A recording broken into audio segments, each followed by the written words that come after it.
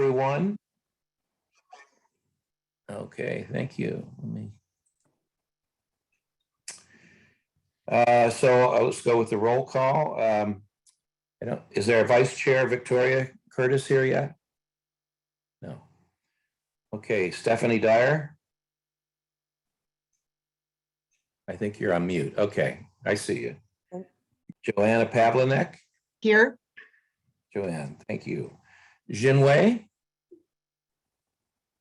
Okay, she's the one I did not get a response to. And Hari Lambda.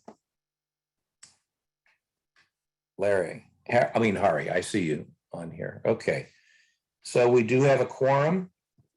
Thank you all for joining. We do not have minutes yet to approve, so the minutes will go over to our next meeting to be approved on November 16th. Let's go with the treasurer's report. So we have $3,000. We haven't used any of it, and I have the policies of the MAC that I think is worth sharing, if it's okay, on what those funds can be used, because I think it's my understanding that sometimes folks forget what we can use those funding for. So if it's okay with you, John, I can read the policies of what we can use the treasury funds for. Is that okay? Sure, go ahead, please. Okay. The funding will be restricted to the following uses: clerical support, telephone expenses, post office box expenses, postage, print and mailing services, and community meeting expenses. Funding may not be expended on other items not directly related to the functions and activities specified in the board approved annual work plan. The MAC shall establish, oh wait, sorry about that. And so it's also, so it says each district office should be provided $3,000 annually per MAC for support of MAC operations. Prior to fiscal year 2014, funding was not available for this purpose. However, the board allocated operations fundings for the fiscal year through the non-general fund to support MAC's operations, identified as the following, and then the following were the items that I mentioned earlier. So I wanted to just, communicate that for folks can have it, and it can be on public record on what you can use your funding for. Okay, Edgar, thank you. I appreciate that. I actually have a question. Can a portion of that be used towards the bill that we got on the East Richmond Heights Festival, since it was a community function, and there was an outstanding bill for the insurance to cover that? You mentioned community, and I'm not sure. So it's community meeting expenses. I'm not quite sure that falls under that, but I can check. That should be, I can check. Okay. All right. Thank you. And then I'll follow you up with you offline on that. So Edgar, do we have John Supervisor Joya with us tonight, or is he not available? Yes, he actually just walked in, so I'm gonna so he's logging on now. Okay. Can we'll go to a presentation P2. Lieutenant Rodriguez, I see you're here. Can you give us the sheriff's report? Yes, thank you, John. I'm traveling today, so I apologize for not being on the camera, but I wanted to make sure I was attending the meeting with you guys, since I haven't spoken with you in a while. As far as our calls for service for the month of August, we saw 99 calls for service. Of those, it generated 5 reports, and then we also had our select crime trends. So we continue to see that the crime trends in your area is related to property crimes, primarily thefts of property such as catalytic converters, and then also residential burglary. So in the month of June, we had 1. In the month of July, we had 2, and then in August, we had 2 as well. So the community is being very supportive, looking at the calls for service. We are getting in a lot of suspicious circumstance calls related to some of the activities in the area, whether it's loitering or people approaching the front doors on the property. So please continue to call those in. it helps us both with the follow-up and then also in deterring folks from committing these crimes. So as far as the west end of the county goes, one of the things that we're noticing over the past few months is that some of these catalytic converter thefts are being interrupted by the homeowners or the vehicle owners, I should say, and several of them now in different portions of the west end of the county. I know Rodeo and then also El Sobrano, we had two. The suspects are actually firing shots at the vehicle owners once they're being confronted. So continue to advise folks, please call it in, be prepared to give a description, and then also, last known direction of travel. But where you can, please don't try and confront these folks. Let law enforcement get there and do it.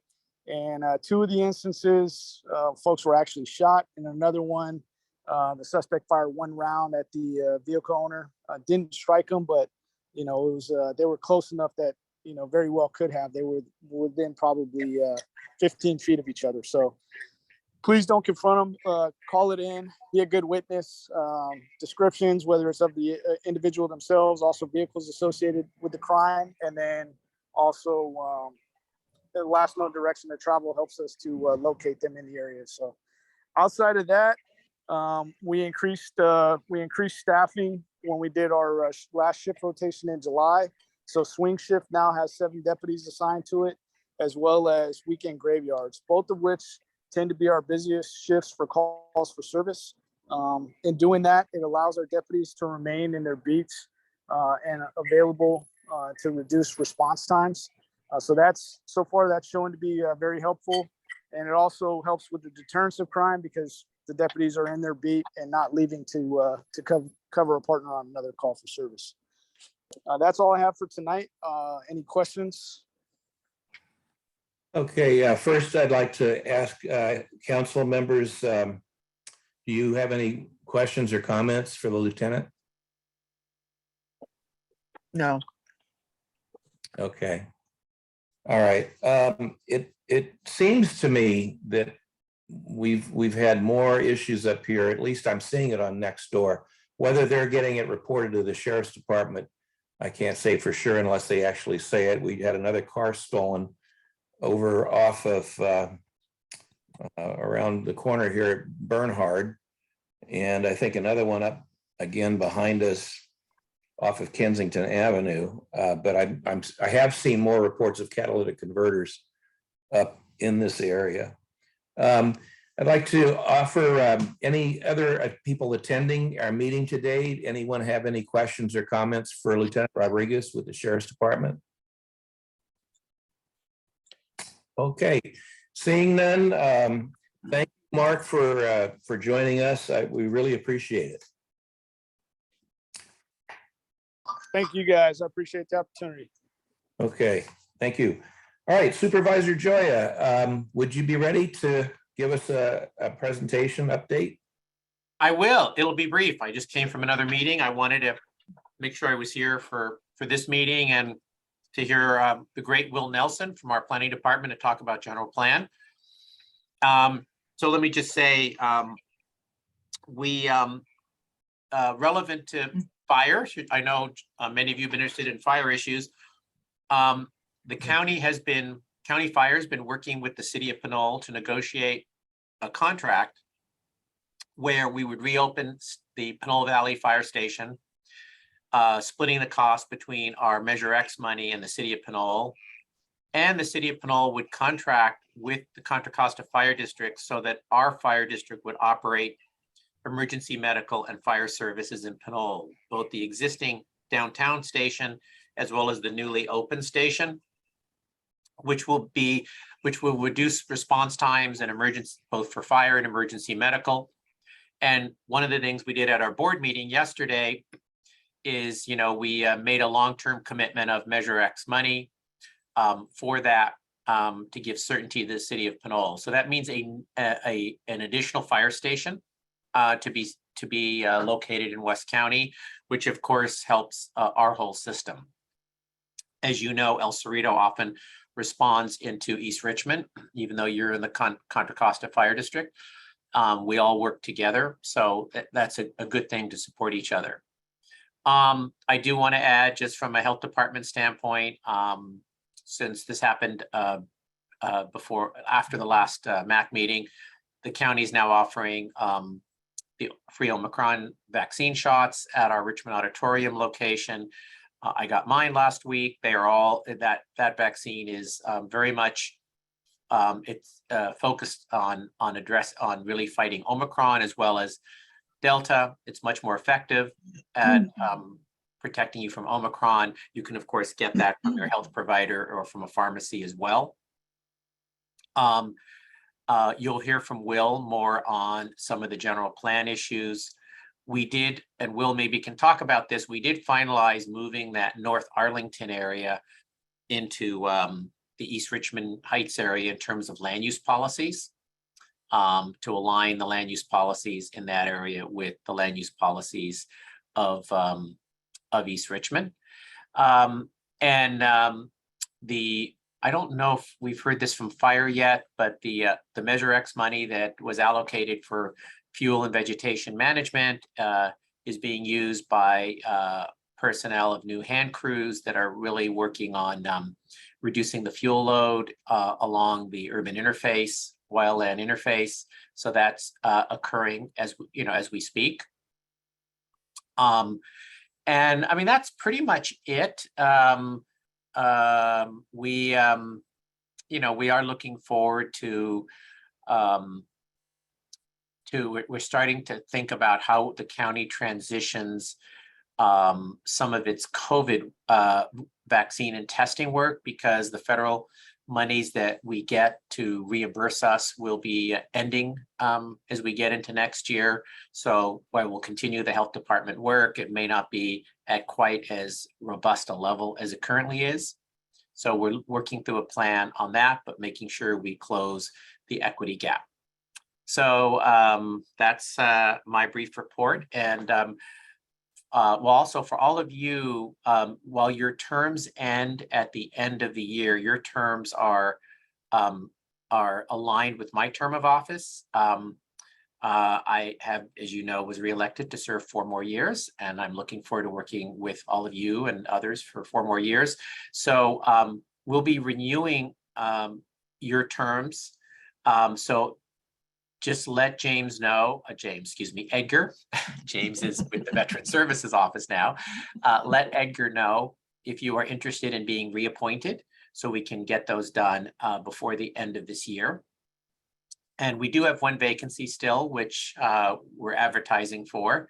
If you're all interested, as I say, if you're all interested in being reappointed, your terms are also 4 years, similar to mine. And I see John here from Perfusion Vineyards. And I know, John, you're going to hear from Will Nelson. And I know, as you know, we're setting up a meeting to specifically sort of talk about the land use policies for that area. So you'll get an introduction to them tonight. I do spend time, hiking out in Wildcat in that area. And I understand, as the Park District, of course, closed some of its parks during the hot weather recently. So I understand how much of an issue this all is to those communities along the hillside, in East Richmond, El Sobrante, El Cerrito, Kensington. And so I think that's where we're very aware of continuing the vegetation management for the area. So with that, I'll stop if you have any questions on that or anything else. And I will be here for the meeting so I can hear the presentation as well. I have a question. I'd like to recognize Joanne. Yes. Yeah, I was wondering if you knew how long the vaccinations would be available at the Richmond Auditorium. Is there a closing date on that? Some of us on the board are trying to push that date off because I think it's an equity issue.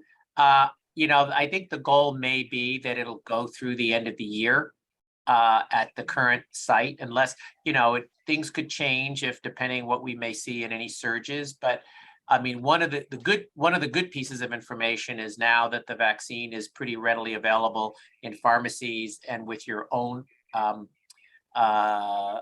medical provider. And one thing we're going to do is list all the locations where you can get a vaccine. And even when we close the Richmond Auditorium site, the county will still be offering them at our main health center, which is in the city of San Pablo. You know, we do have a public health clinic. Oh, right. Some of you may have gone to get flu shots from the county's public health clinic in the past. So we will continue to have a public health clinic at our health center in San Pablo, and we will make sure that that will be available for people who cannot otherwise get a vaccine. So that location will be there. We just may not have, after the end of this year, the special site at the Richmond Auditorium that we're currently, you know, renting from the city, but we will still have a site in West County, most likely the San Pablo Health Center. And Thank you. also our health center in North Richmond does service as well. So we want to make sure everybody who's not covered can get covered on that. And because we're getting a really good reaction, there's been an increase in the number of people getting vaccinations because of the new, more focused vaccine. Great. Thank you. Okay, any other questions or comments from council members? Okay. John, this is Hari. Can I ask a question? Hari, something, yeah. Go ahead, Ari. Yeah, John, first, real pleasure to John Groyoya and of course, John Sargent too. Call me John. Pleasure to be working to be serving on your East Richmond Heights Municipal Advisory Council. It's an educative experience for me. I had a couple of questions. One, I think I had put to Edgar, and maybe we might get some answer today.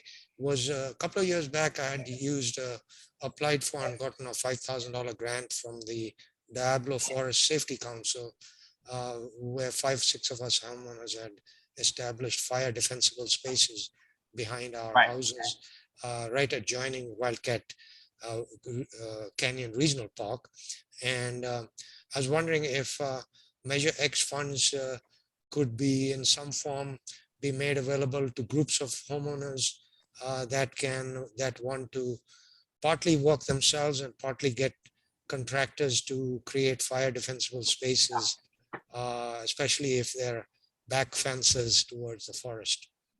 Hari, that's a good question. In fact, one of the things we've talked about when we allocated some of that funding was we haven't done this yet, but in the allocation, we talked about, and it should be in there in the report, we talked about developing a program for property owners who may not have the cash available. We know that there are some folks, especially seniors, who maybe all they have is their house. They may not have other funding to look to for a program to help people who may not, again, otherwise have the resources to clear vegetation who live on the wildland interface. So we're looking at setting up a program like that using some of the funding for that.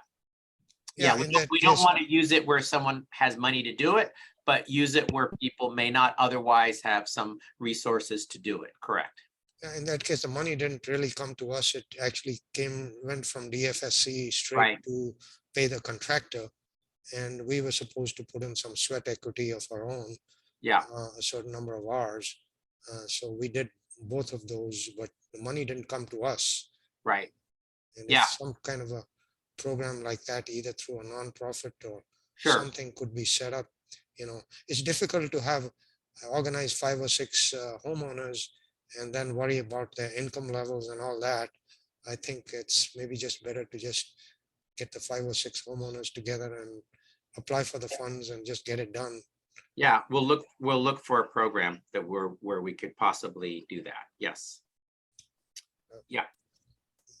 I think that's a good suggestion. We want to help homeowners on this. Yes. Yeah. Okay, Hari, any other questions? I had one quick question. Maybe John, you can give us some guidance. I'm passionate about solar energy and electric vehicles and all of that. There's an educational program on.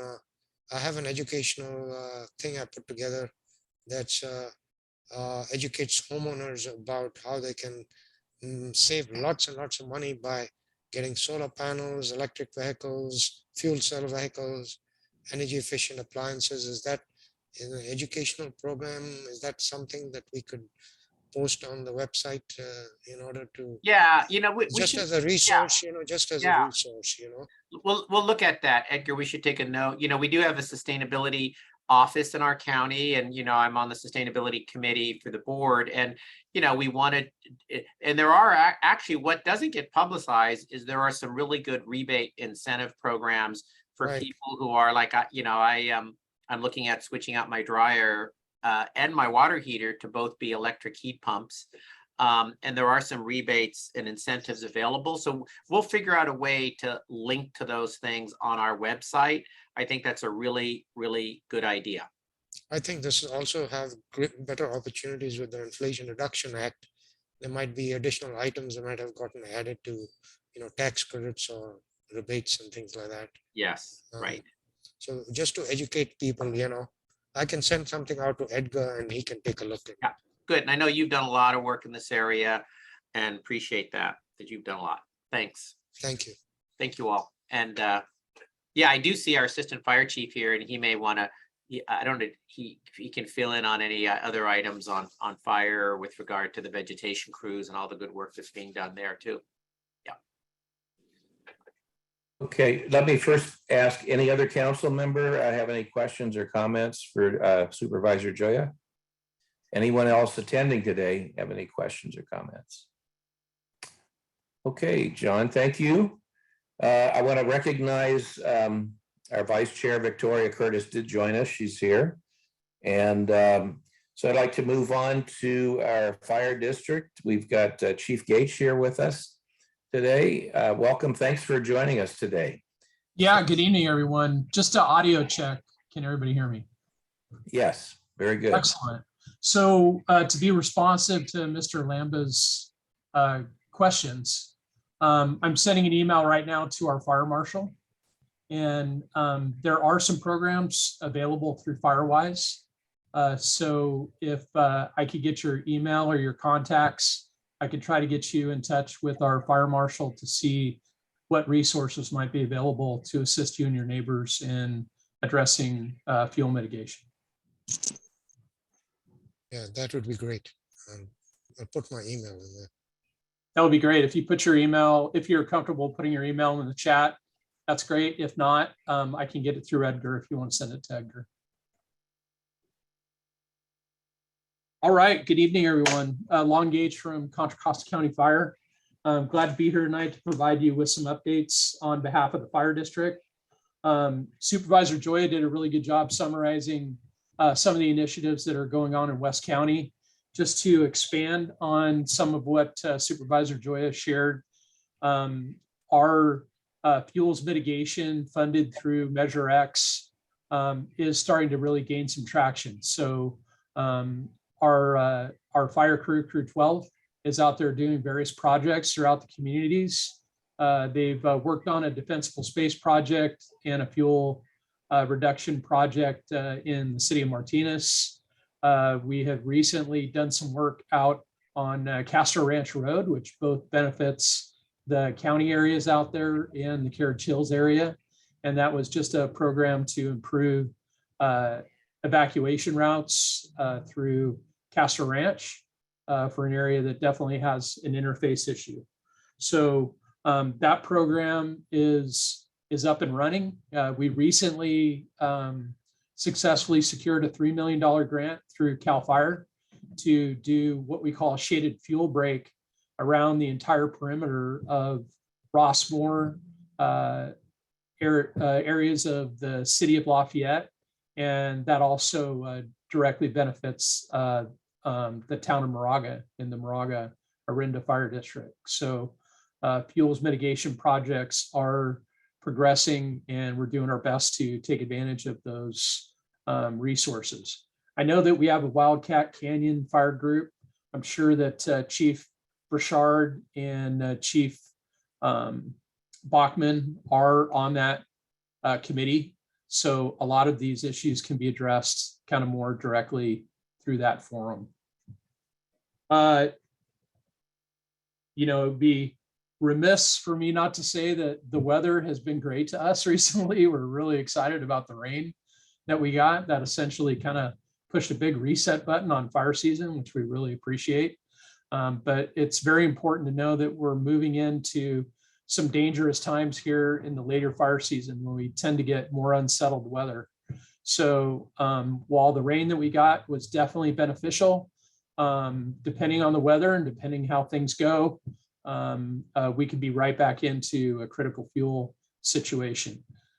We recently got our crews back that were deployed as part of statewide mutual aid to protect the areas around the mosquito fire, both the Georgetown areas and Forest Hill communities were threatened by that fire. We deployed 2 strike teams and strike team leaders to assist in that firefight. We've got all of our resources back, so we really appreciate being able to reset and get ready for the next one.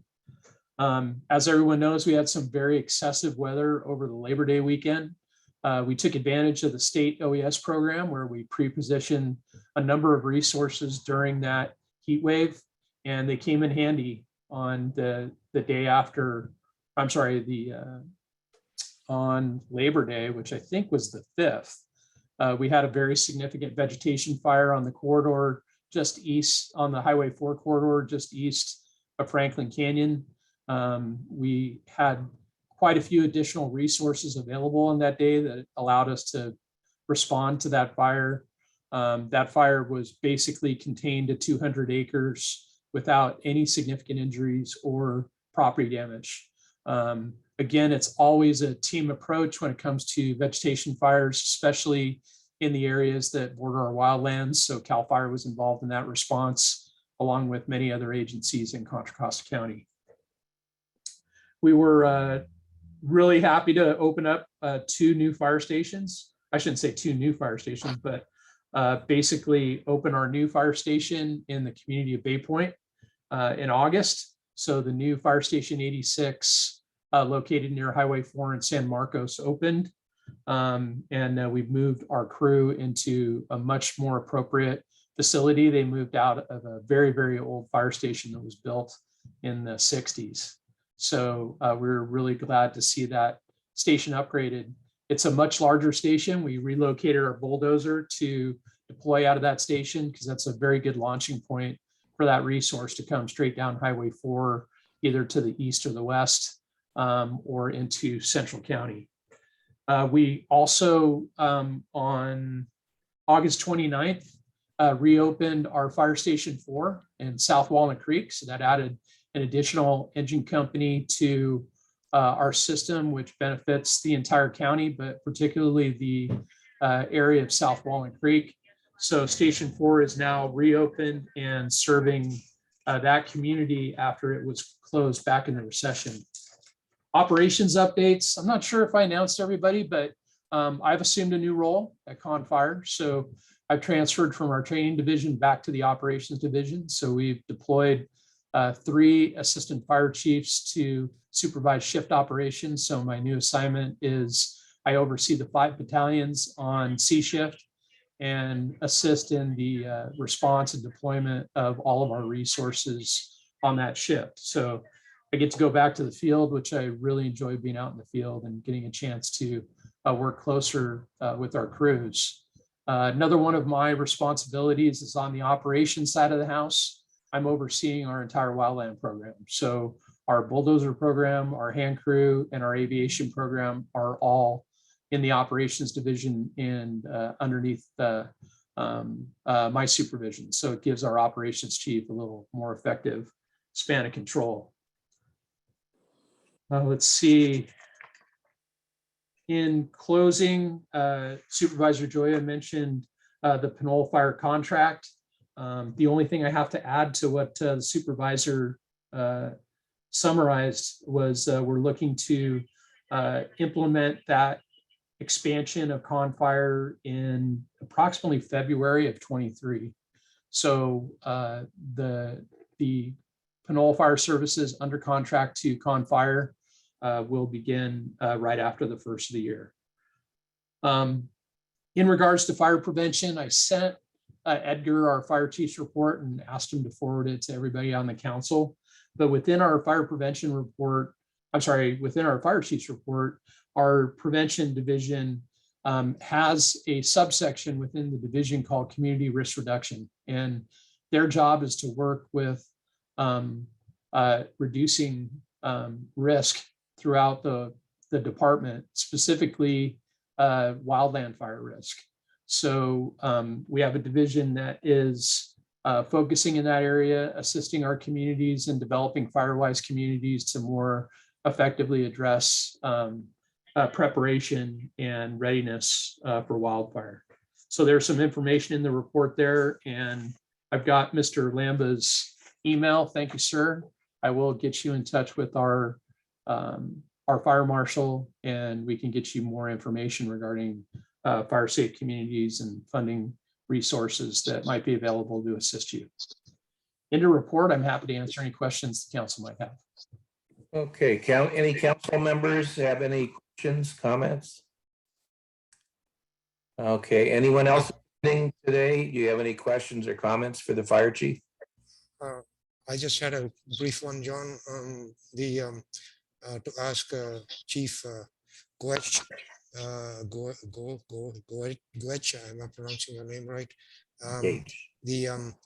What is the experience with this Franklin fire that occurred real close by in Martinez? It's really close, happened real close to us.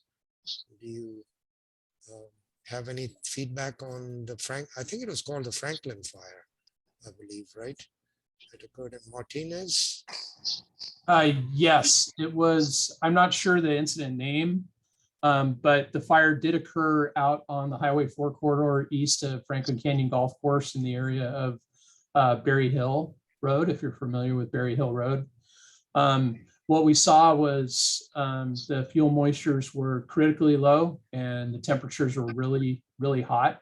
At the time the fire broke out, we saw rapid rates of spread and significant fire behavior. Most of the fire was in the grass, but we did have a brush component. We did have some oak trees that were involved. So we saw a very fast moving fire that spread very quickly. We were fortunate that we had crews in the area that were able to keep the fire out of the homes and prevent any injuries or life threat or property damage. But the fire spread very quickly out into the wildland, and we were successful in working with all the agencies in Contra Costa County, including CAL FIRE and all their air resources to corral that fire and hold it at 200 acres. Thank you. You're welcome. Hey, anyone else have any questions or comments for the fire chief? Okay, seeing none. Thank you, Chief. We appreciate it very much. You're more than welcome, everybody. Have a great night. Thank you. I just have a quick question, John Joya. I've got to ask you, we haven't had a Wildcat Fire Group meeting this year. Do you see? Yeah, we'll put one together. We'll do that. Okay. All right. Thank you. Okay, I don't see anyone from the Highway Patrol that's been able to join us. So I'd like to introduce Will Nelson with our County Department of Conservation and Development. And Will, it's been about a year, I think, since we saw you and talked to you about what was your plans were for East Richmond Heights. So I'd like to turn it over to you.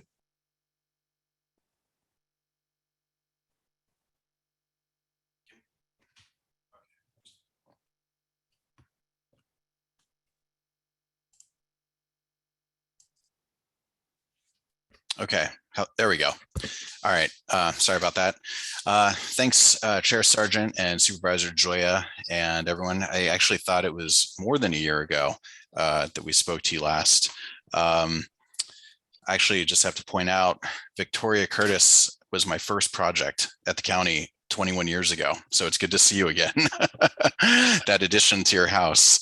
I remember that project. I have to be careful what I'm saying here. I survived. That's all I can say. She had a nearby resident who opposed her at every step of the way on the appeal on what was a very modest room addition. Do you remember that? 13 months later, I finally got my addition. It probably cost you a lot of money. Yeah, I went about 25,000 over budget. Yeah, Will, I remember that. You remember that. 3 of my first 4 projects went all the way to the Board of Supervisors on appeal. So I got a baptism by fire back then. But okay, so but we're not here to talk about the history of my employment at the county. We're here to talk about Envision 2040. So thanks again for having me. We've done a lot since the last time we spoke. So I'm going to give a slideshow here and then be available for any questions you have. So let me go ahead and share. Oh, I don't have screen sharing ability. I will do that now.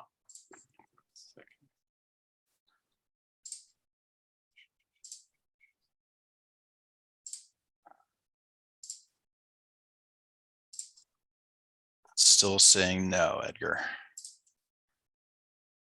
1 second.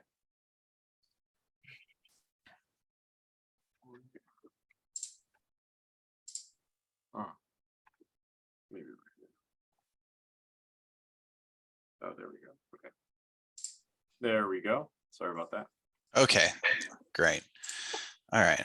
So there we are. Does everyone see the okay, I see heads nodding. All right. So okay. Oh gosh, technical difficulties tonight.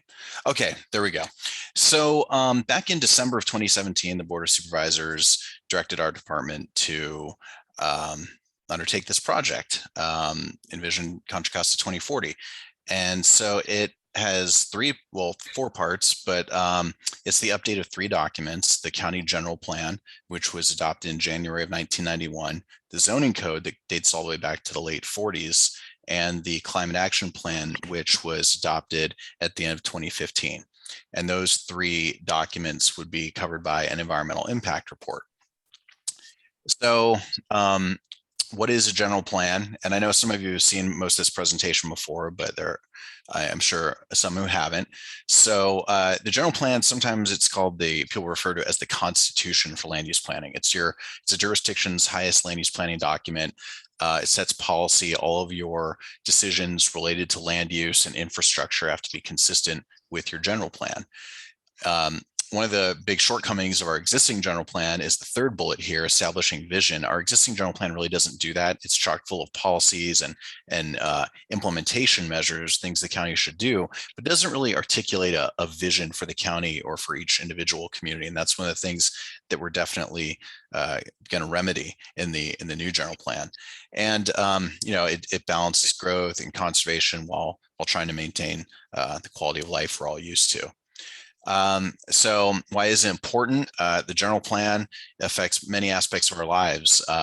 Housing and job opportunities. It dictates, what types of housing go where, at what densities, what types of businesses can go where.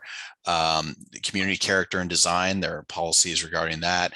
Of course, public facilities, police, fire, flood control, parks, roadway design and construction, where the big thoroughfares are going to be, how wide they're going to be, if they're going to have, how many lanes they're going to have, will they have bike lanes, things like that.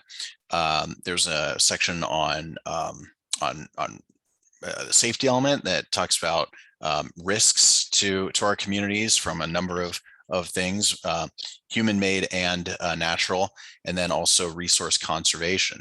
So a lot of topics that affect us are dealt with in the general plan. And why are we updating it now? Well, I mentioned that it's 31 years old. It'll be 32 in January. And a lot has changed since then. So we've got all kinds of statutes that have been passed, like SB 375. If you ever heard of Plan Bay Area, that's the statute that requires the Association of Bay Area Government / Metropolitan Transportation Commission to come up with a greenhouse gas reduction strategy, the sustainable community strategy for the Bay Area. AB 379 about climate change and resilience. Think back to 1991, how much were people really talking about climate change back then? SB 1000 related to environmental justice. We've done a ton of work on this general plan related to environmental justice. And that's just, a couple of the laws that we're responding to. Of course, you've probably heard the news. So many laws have been passed related to housing production, wildfires, and public safety. And just, of course, last handful of years, that's really risen to the top. And then also, it has to be consistent with other plans, some of which didn't even exist back when it was adopted, like the land use and resource management plan for the Delta that was adopted later on in the 90s, our hazard mitigation plan, things like that. So it's a dated document. There's a lot of legislation to respond to. And also because it was adopted in 1991, that means it really reflects 1980s thinking on planning. So we're coming into the 21st century with this document. So these are the components of the plan. They're called elements. The various chapters are referred to as elements. The existing general plan elements are listed in the left-hand column. Most of them are being carried forward in one form or another in the new general plan, but we've consolidated a couple and also added one called stronger communities. And I'll go into that more in a moment. When the board directed us to update the general plan, they said that these 4 themes, economic development, environmental justice, sustainability, and community health, should be woven throughout the document. So we have done that. These themes, goals, and policies and actions related to these are found in all of the elements. And that stronger communities element is the new element that is sort of the home for all of these, that gives all the background information and the goals and policies that didn't really fit into any of the other elements, didn't fit cleanly into those elements. So most people, really aren't familiar with the general plan, but if they have come across it, what they've probably come across is the land use map. And so it dictates how all the various parcels in the county can be used. And that's what all the colors on the map are. And so when it comes to residential areas, it's the type of housing and the density. When it comes to commercial or industrial areas, it goes into the how much can be built on a particular parcel, like how much square footage. It's called the floor area ratio. And then all these other colors, you see the greens, the blues, or various things like agricultural land. The sort of emerald green color is protected parkland, so East Bay Regional Park District or Mount Diablo State Park. Dark blue is public services, so some that really pop out are the military ocean terminal and the airports, things like that. So this map is really the map of what everything in the county can be used for, all the land. And then, of course, the general plan is only it only applies to the unincorporated areas. So that's why you see the cities, the incorporated cities, all grayed out on this map. We are redoing this entire thing. We've gone almost parcel by parcel. Maybe it was parcel by parcel, actually. And we're really trying to streamline it, cut down on so many of these different designations, make it easier to understand, be a little more user-friendly, that sort of thing. So here's the current land use map for East Richmond Heights. And so here we see it's you got El Sobrante, the south end of El Sobrante up there. But then East Richmond Heights, and then the North Arlington neighborhood that Supervisor Joya mentioned here on the sort of left-hand side. And you see you've got the 2 big schools there, public and semi-public, couple patches of commercial land. Most of that area that's commercial is actually residential lots. And you'll see on the next map that we're changing those. But for the most part, everything stays the same. Residents, open space. We're actually changing a little of that open space there on Park Avenue to agricultural land instead of open space, because those are private lots back there. They're used for various things. But so I'll move to the next map and you'll see that, it really is pretty much the same, just sort of cleaning things up. The Adams Middle School site changing to a mixed use designation though, to reflect, to allow for something, more to be done with that site, with the school district not wanting it anymore. And we can come back to any of this stuff later on. I'm happy to answer any questions. The general plan, the existing general plan also has a section called Can you policy. go back to that last map? I think it's really important I know you're going to get questions, just to point out, and if I have any questions too that are, so I think it's important to explain and unless you're gonna cover it later, what is allowed in a mixed use low, which is what the Adams site, because I think people will be looking at that, is what is, Yeah. what does that allow? And then show the area that went from open space to agriculture. It's hard to tell. It almost Can you see my cursor Yes. moving, the hand? It's this area here. So if I go back to the previous map, you see that it's got an open space designation, and that really limits what people can do with that property. Also here, you see this open space strip. So the new designation for open space, we're calling it resource conservation. The main reason for that is that when we say open space, a lot of people just jump to the conclusion that it's land that's preserved but open for recreation, because that's how people commonly use the term. But in the context of our general plan, it's actually land it's exactly the opposite. It's land that is protected. Usually, maybe there's sensitive species or landslides or something like that, where the land should just really be set aside. So we're giving it a name that is more suggestive of that. That's resource conservation. And is the area the area that's listed as PR for Parks and Recreation? Is that the Park District property? It would be useful to almost It have is. the boundary of the Park District. Are you saying the OS area, or what in the new area is agriculture, is all privately owned? Is that what you're saying? That's right. So why don't you go to the proposed? Yes. So the AL agricultural land is privately owned, and the PR land is owned by the Park District. That's right. And if we go up to the northern area, is the same there? The PR is owned by the Park District? Yeah, just that little strip that's inside our jurisdiction. But go to the left side. This one. Yeah. North Arlington. That's Right owned by the Park District? Yeah. And then the PS public, semi-public, what is that? That's the school. And then this one up here, I think it's a water tank. I'm trying to think what school that is. That's Mira Vista. Mira Vista School. No. The blue one? This one? No, that's Mira Vista. Yeah. Right. But what's the blue up there? It's a water. No, it can't be. Riverside's closer down, isn't it? No.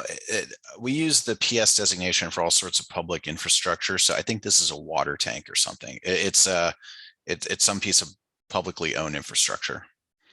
Okay. All right. I'm trying to get sense. And then the RLM. Okay. So residential low, medium up on top. Got it. And then RC. Explain the RC designation. Is that all privately owned or publicly owned? So that is privately owned, but it's really steep. So if you look really closely, you can see, so it says RVL or RL.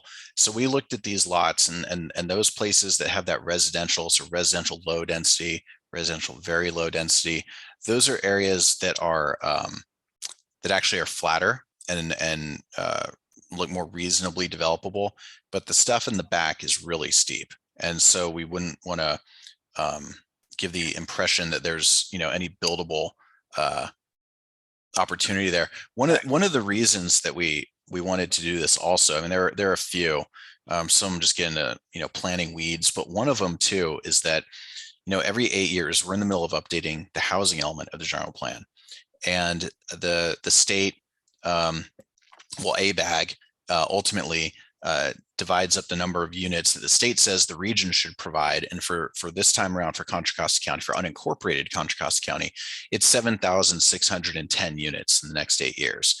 For just to give you an idea, the last 8 years, it was 1,367. And now we're asked to provide 7,610. And one of the things that we noticed as we went through the map is that there were a lot of parcels that had a residential designation. The whole thing was residential, that really had no realistic ability to develop as residences because they were covered maybe in mature trees or had a very steep slope or some other thing and we feel that one of the things that might have figured in to the big number that we got was that when the regional government looked at our land use map, they may have mistakenly seen all these areas with residential designations and thought, oh, well, that's not built on and it's got a residential designation. And so, maybe Contra Costa County can support more units. So we were very deliberately going through this time and marking with that resource conservation designation the unbuildable land, because we don't want that to happen the next time around. If in fact that did happen, we want people to be able to look at our map, and where it says it's residential, there's actually a reasonable expectation that it can be developed with residences. And, you know, of course, where you can't develop residences, we don't want to have that designation. Finally, So and then you also show the urban limit line. I think you should point that out for it's folks. this heavy blue line here, and then also here. So those areas are outside of the urban limit line. And the way now they appear as islands, though, because the urban limit line is kind of been snapped to the city limit. So the area outside the line, if you add in Richmond, if you look at it with Richmond, these aren't necessarily islands, so to speak, because the city also has land outside the line, but under our jurisdiction, they are outside the line. So that's why they appear this way. And outside the urban limit line, you're really limited in what you can build. So one of the questions I should ask, because I know I see John, feel free to chime in. I know, John, where you are, the Profusion Vineyard, it says it's currently at open space zoning's general agricultural district 2 outside the urban limit line. Mhm. Where is that, John, your property? My property is on Park Avenue, and perhaps halfway between the origin and the termination at the gate into the park. I don't border the park on any margin of my property. That would be pretty much up the street towards the park. So you're in what's considered that open space area, because the record I have from your parcel, it's open space is the existing general plan. So it must be in that area that is light lime green. You're in that area. That's what appears to me. Got it.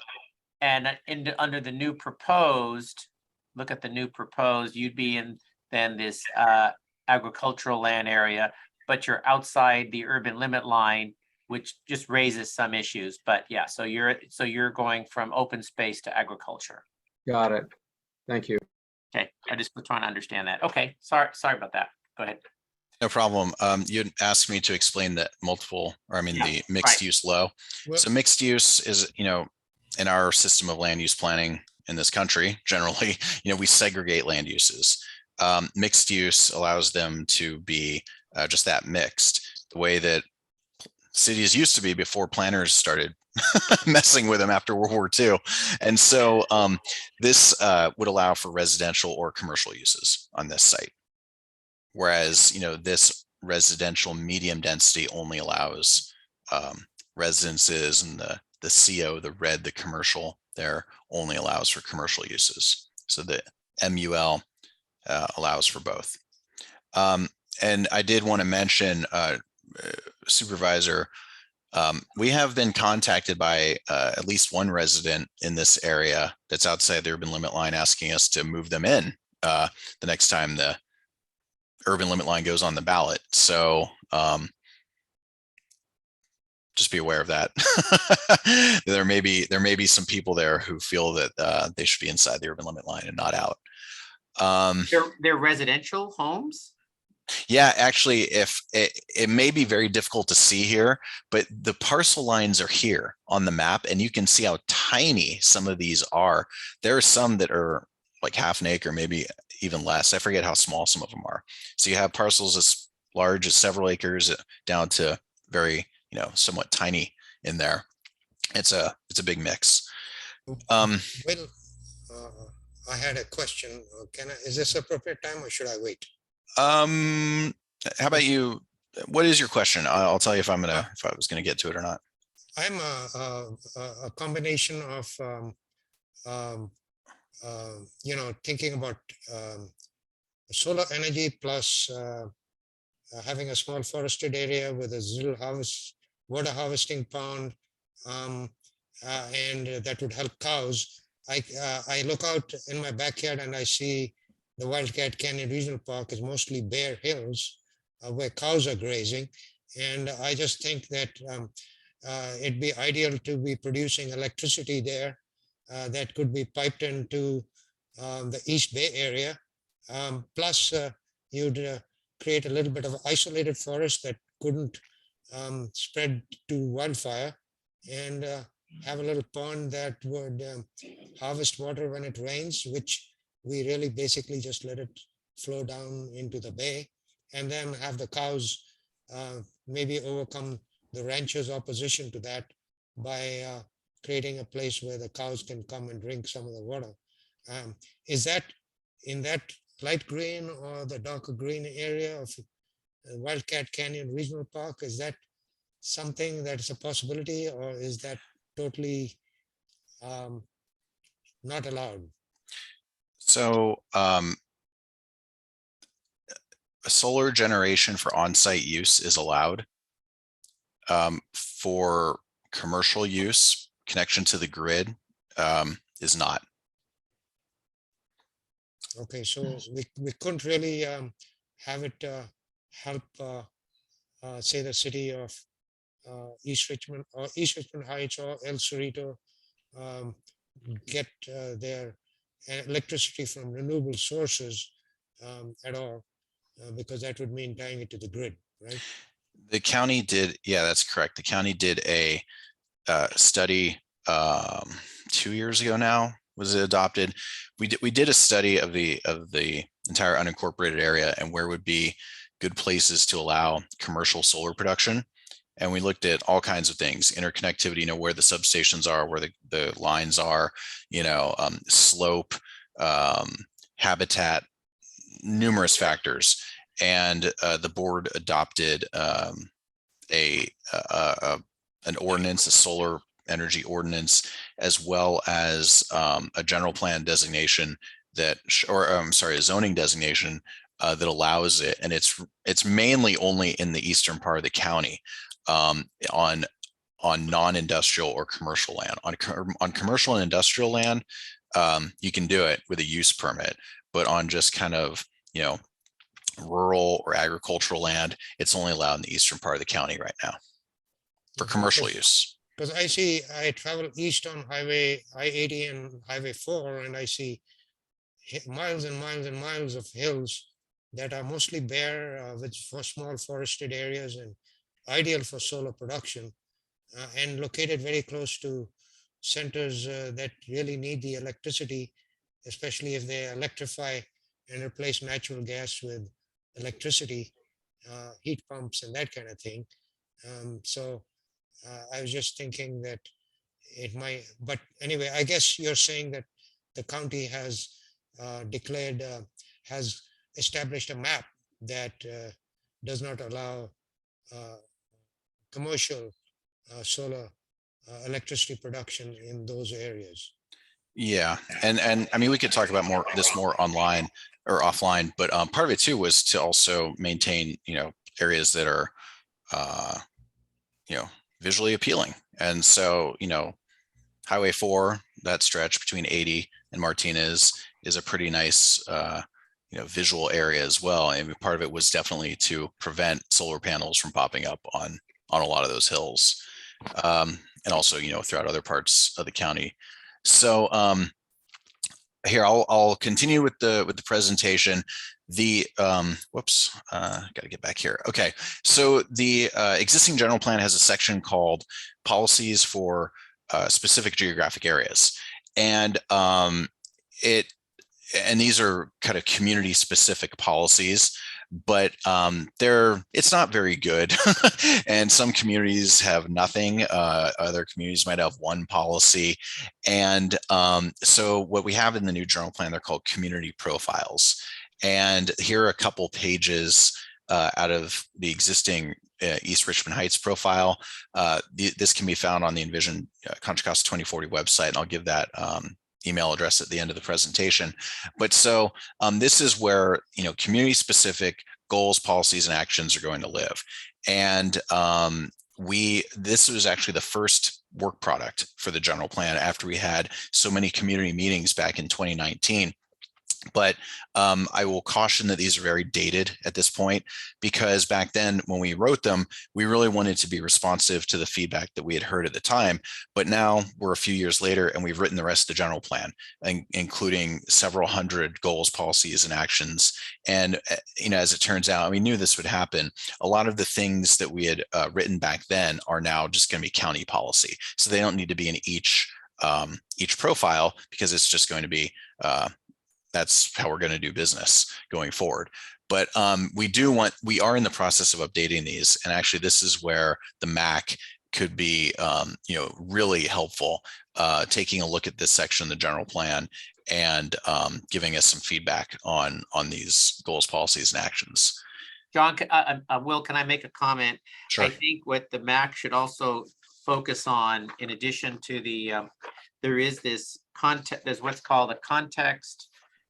I think to look at the guidance part of it that has policies and actions.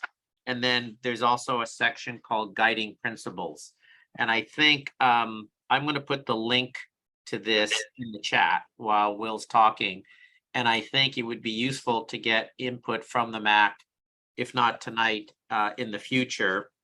And I'm going to ask for one area for the MAC to make a recommendation on. Under guiding principles, there is one of the phrases says East Richmond Heights panoramic views of San Francisco Bay, bridges, cities, and natural landscapes should be preserved. So one of the issues I think to address, in fact, under policies, in fact, number 3 says, when reviewing new development proposals, ensure views of scenic natural features, San Francisco Bay and the mountains, and the developed environment, bridges, and skyline are substantially preserved. So the question I will ask both Will and also getting input from the MAC is, in Kensington, which is a topographically slightly more steeper community, but similar to East Richmond, not as steep, but steeper. And both have expansive views of the bay. We have an ordinance that is different than the ordinance currently existing in East Richmond to review development proposals, either new houses or if somebody's adding on to their house. That allows us to consider impact on views, light and air, and things like that. The current small lot review process does not allow us to do that. The ordinance is already drafted. It applies in Kensington.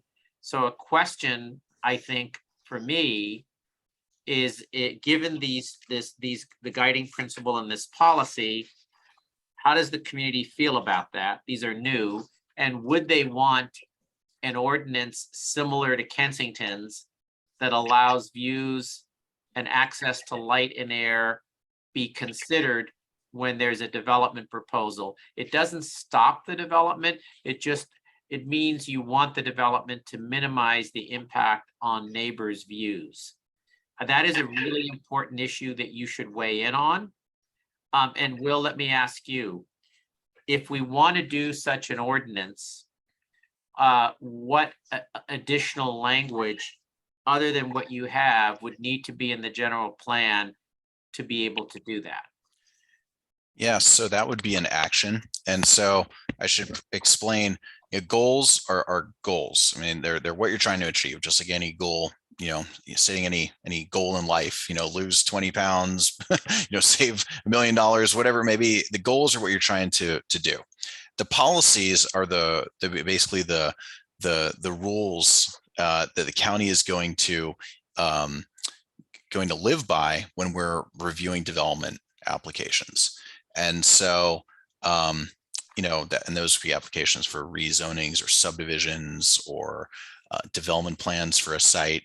And then the actions of the to-do list. So what you're talking about, Supervisor Joya, would be an action. It would be something that we would the policies are ongoing. The actions are things you complete and you could essentially check off. So it would be an action to create that ordinance. And then how specific or how detailed it is, I think my recollection from the Kensington ordinance is that, it was really community driven, and all those things that you mentioned were things that the community was interested. They essentially applied another set of rules to themselves in order to protect those things like views and access to sunlight. So, I think this is where the community would decide what kind of rules do they want for their community, what protections they want for views or solar access, that sort of thing. Excuse me, sorry to interrupt, but does that include trees that are No. Good question. So this tree, there's a separate ordinance in Kensington that addresses trees. That's a separate issue. This, and we can get to that.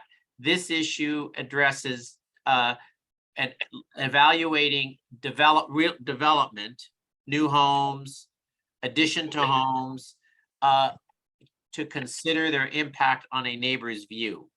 So that's what that ordinance does. That would have been helpful 20 years ago with a couple of houses. Yeah, no, there is an ordinance in Kensington. That is a civil, there's not as much power to deal with trees, but that does have a process to sort of try to resolve disputes where somebody's tree has grown to block somebody's view. That's a separate issue that we could have.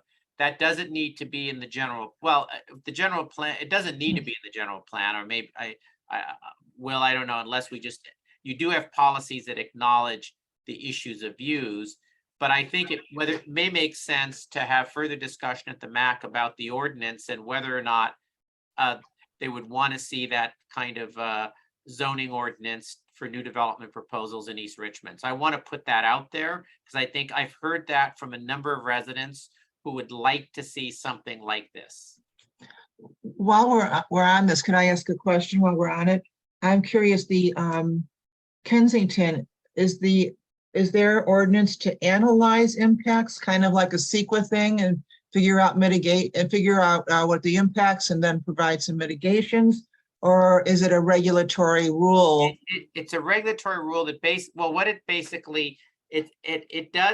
it does allow the county and the Municipal Advisory Council makes recommendations, the county to try to in the context of a development proposal, have the proposal be designed in a way that minimizes the impact on people's views, where both the mass and the scale and the location. So if someone's adding a second story to their house and it's still within the height limit, adding a second story could knock out a up the hill neighbor's view directly behind them. And so it would allow the county to look at how that development is designed. It really affects the design of the project. It's not really mitigation. It allows the design of the project to be altered to minimize impact on people's views. Okay, one more question. I know that Kensington did have a specific design review committee or board. Do they still have that? And who looks at this and makes those kinds of determinations or guidance to the applicants? So the MAC in Kensington is unique. It only deals with land use issues. It does not deal with other issues like you do. So the MAC is like that review. So it goes to the MAC first. They tend to work it through. They've been very successful over the 15 to 20 years this ordinance has been in effect. They make their recommendations to the county zoning administrator, who takes those into consideration. And of course, the zoning administrator's decision is appealable to the planning commission, and their decision is appealable to the board of supervisors. And in the 15 or so years of this ordinance, there's only been a handful of matters appealed to the board of supervisors. Okay, thank you. So I think we can, I think sounds like we can have further discussion, and then if there was interest, it would be an action item. I did want to respond. Victoria posted a question about the, and maybe Adela Adela, this letter, Will, did you get make sure you get the letter from Adela's neighbors? We do have the letter, and as I mentioned, this is the first work product, and so we're in the process of going through the profiles now and updating them, including with comments we've received since 2019. And to Victoria's comment about the Mara Vista, yes, there's a dog park there. I know we've been working with the community on that. That is part of the school site. So Will, that Mara Vista school site that's listed as, you know, it's this one.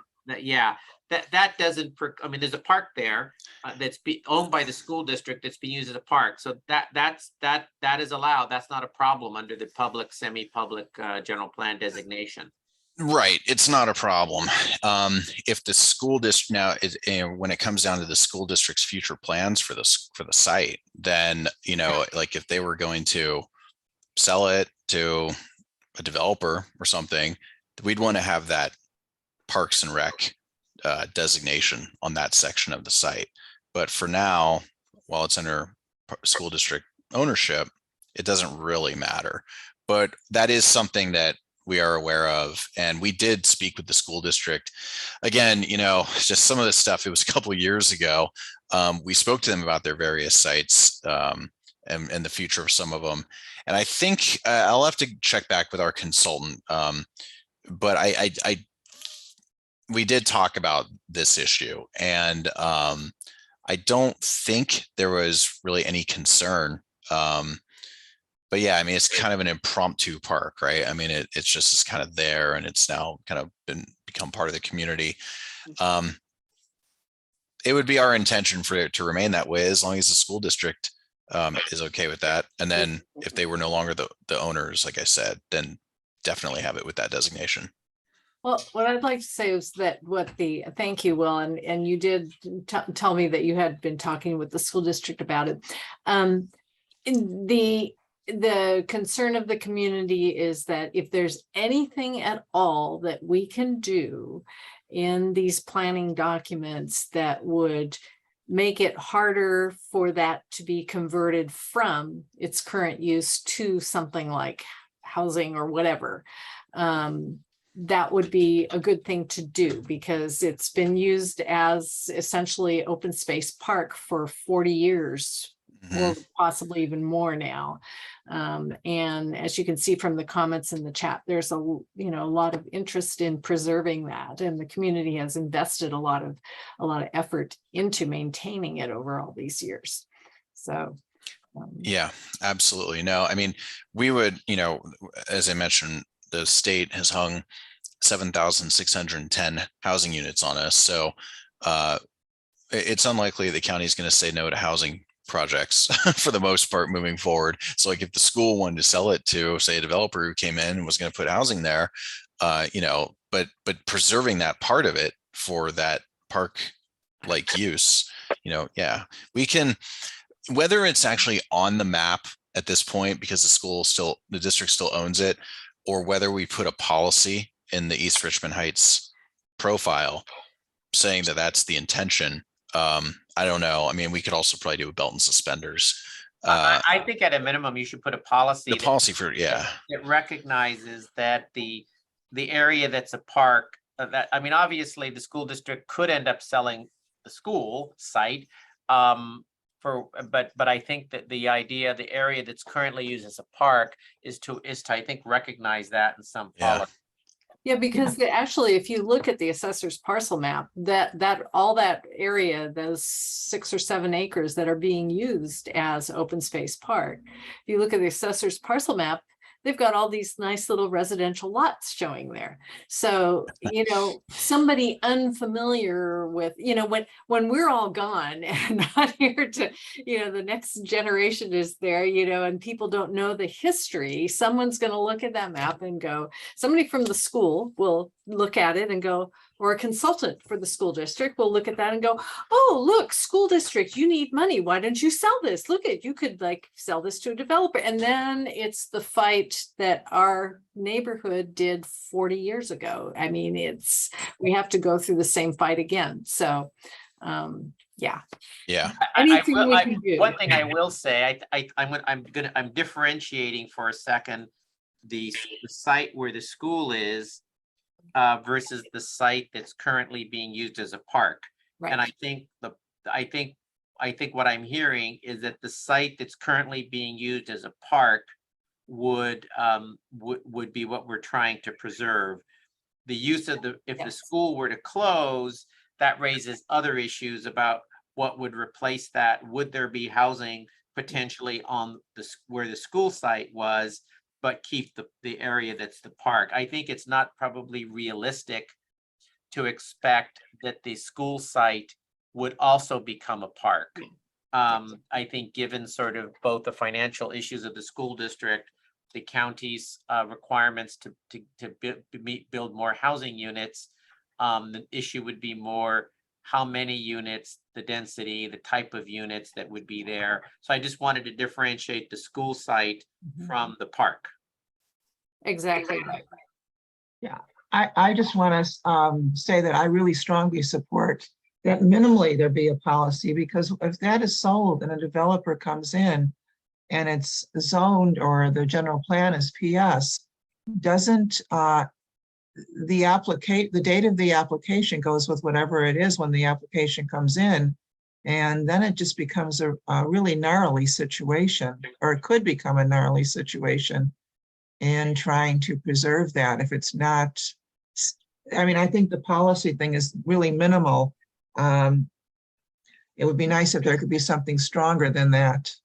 Well, I guess the issue is what we don't want to do though is if the school, let's say, finds a need to enlarge their school and extend their schoolyard,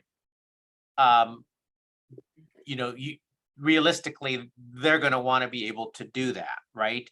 So I don't know, Will, hearing that sort of view, what's the best way? I mean, if we do want, I don't know if calling it, we can't call it open space, it's because it's owned by the school district, right? So, but we could probably put enough policies in there to support keeping that as a park, but also it does allow the school district to potentially expand, because we can't hamper the school if they say we need to build another sports field there, for example. Yeah, and that's my hesitancy to actually changing it on the map, is that the district still owns it.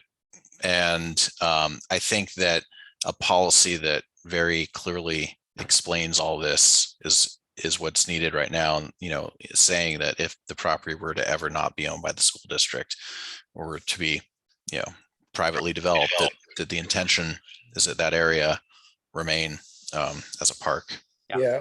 Well, have you been to the Miravis school land down there on the whole southwest side? Have you actually seen it? I've actually never been to it. Yeah, I've been there many times. I'm very familiar with it. So I was just up there, in fact, as Adela knows, meeting with the group on the park a couple months ago. So I think, Will, because I know you have a lot to cover, you've heard sort of a sentiment about that. You think you can take that?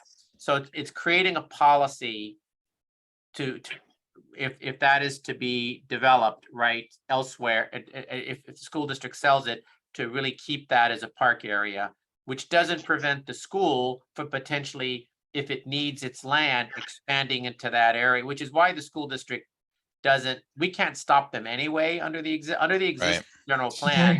We can't stop them if they want to expand the school site in some way to that property, because one, they own it, and two, it's zoned for that. Yeah, that's right. Yeah.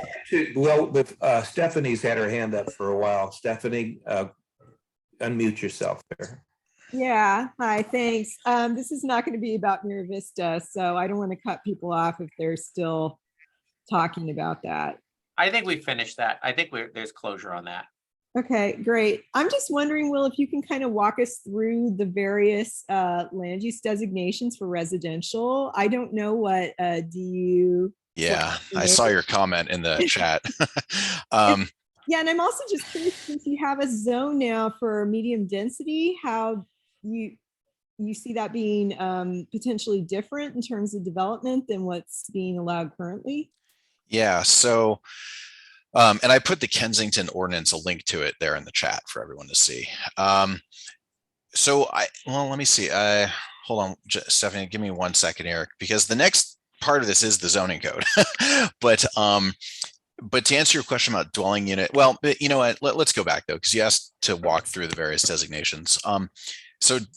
DU /NA means dwelling units per net acre.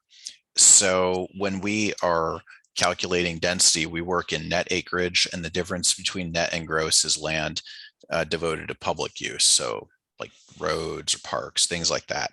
So if someone just calls us and says, hey, I own 10 acres, how many units could I get here? We make an assumption that if it's single family development, that the net is 75% of the gross, and that if it's multifamily development, then it's 80%. And so you see here these density ranges that each of these has. So like 1 to 3 dwelling units per net acre.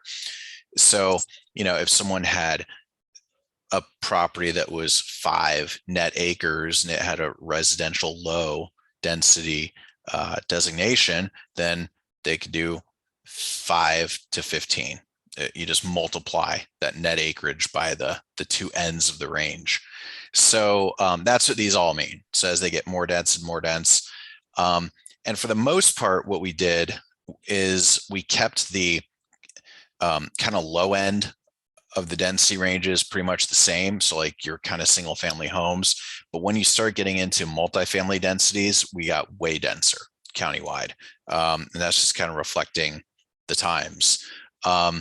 We also, one of the things we did with this map, and you'll see that RM is 7 to 17 dwelling units per net acre. That sounds like a lot. And in Kensington, they had comments about this as well. One of the other things we did with this map is we went through and we tried to match it to reality. So right now, we have a lot of areas of the county where the designation doesn't match what's actually on the ground. And you'll notice something else. If I go back to the existing, it says single family residential or multifamily residential, multiple family residential. And you'll see on the new designations that it just says residential. We're going to leave it to the zoning to say whether it's single family or multifamily. On the land use map, to simplify it, we're just saying residential and having a density.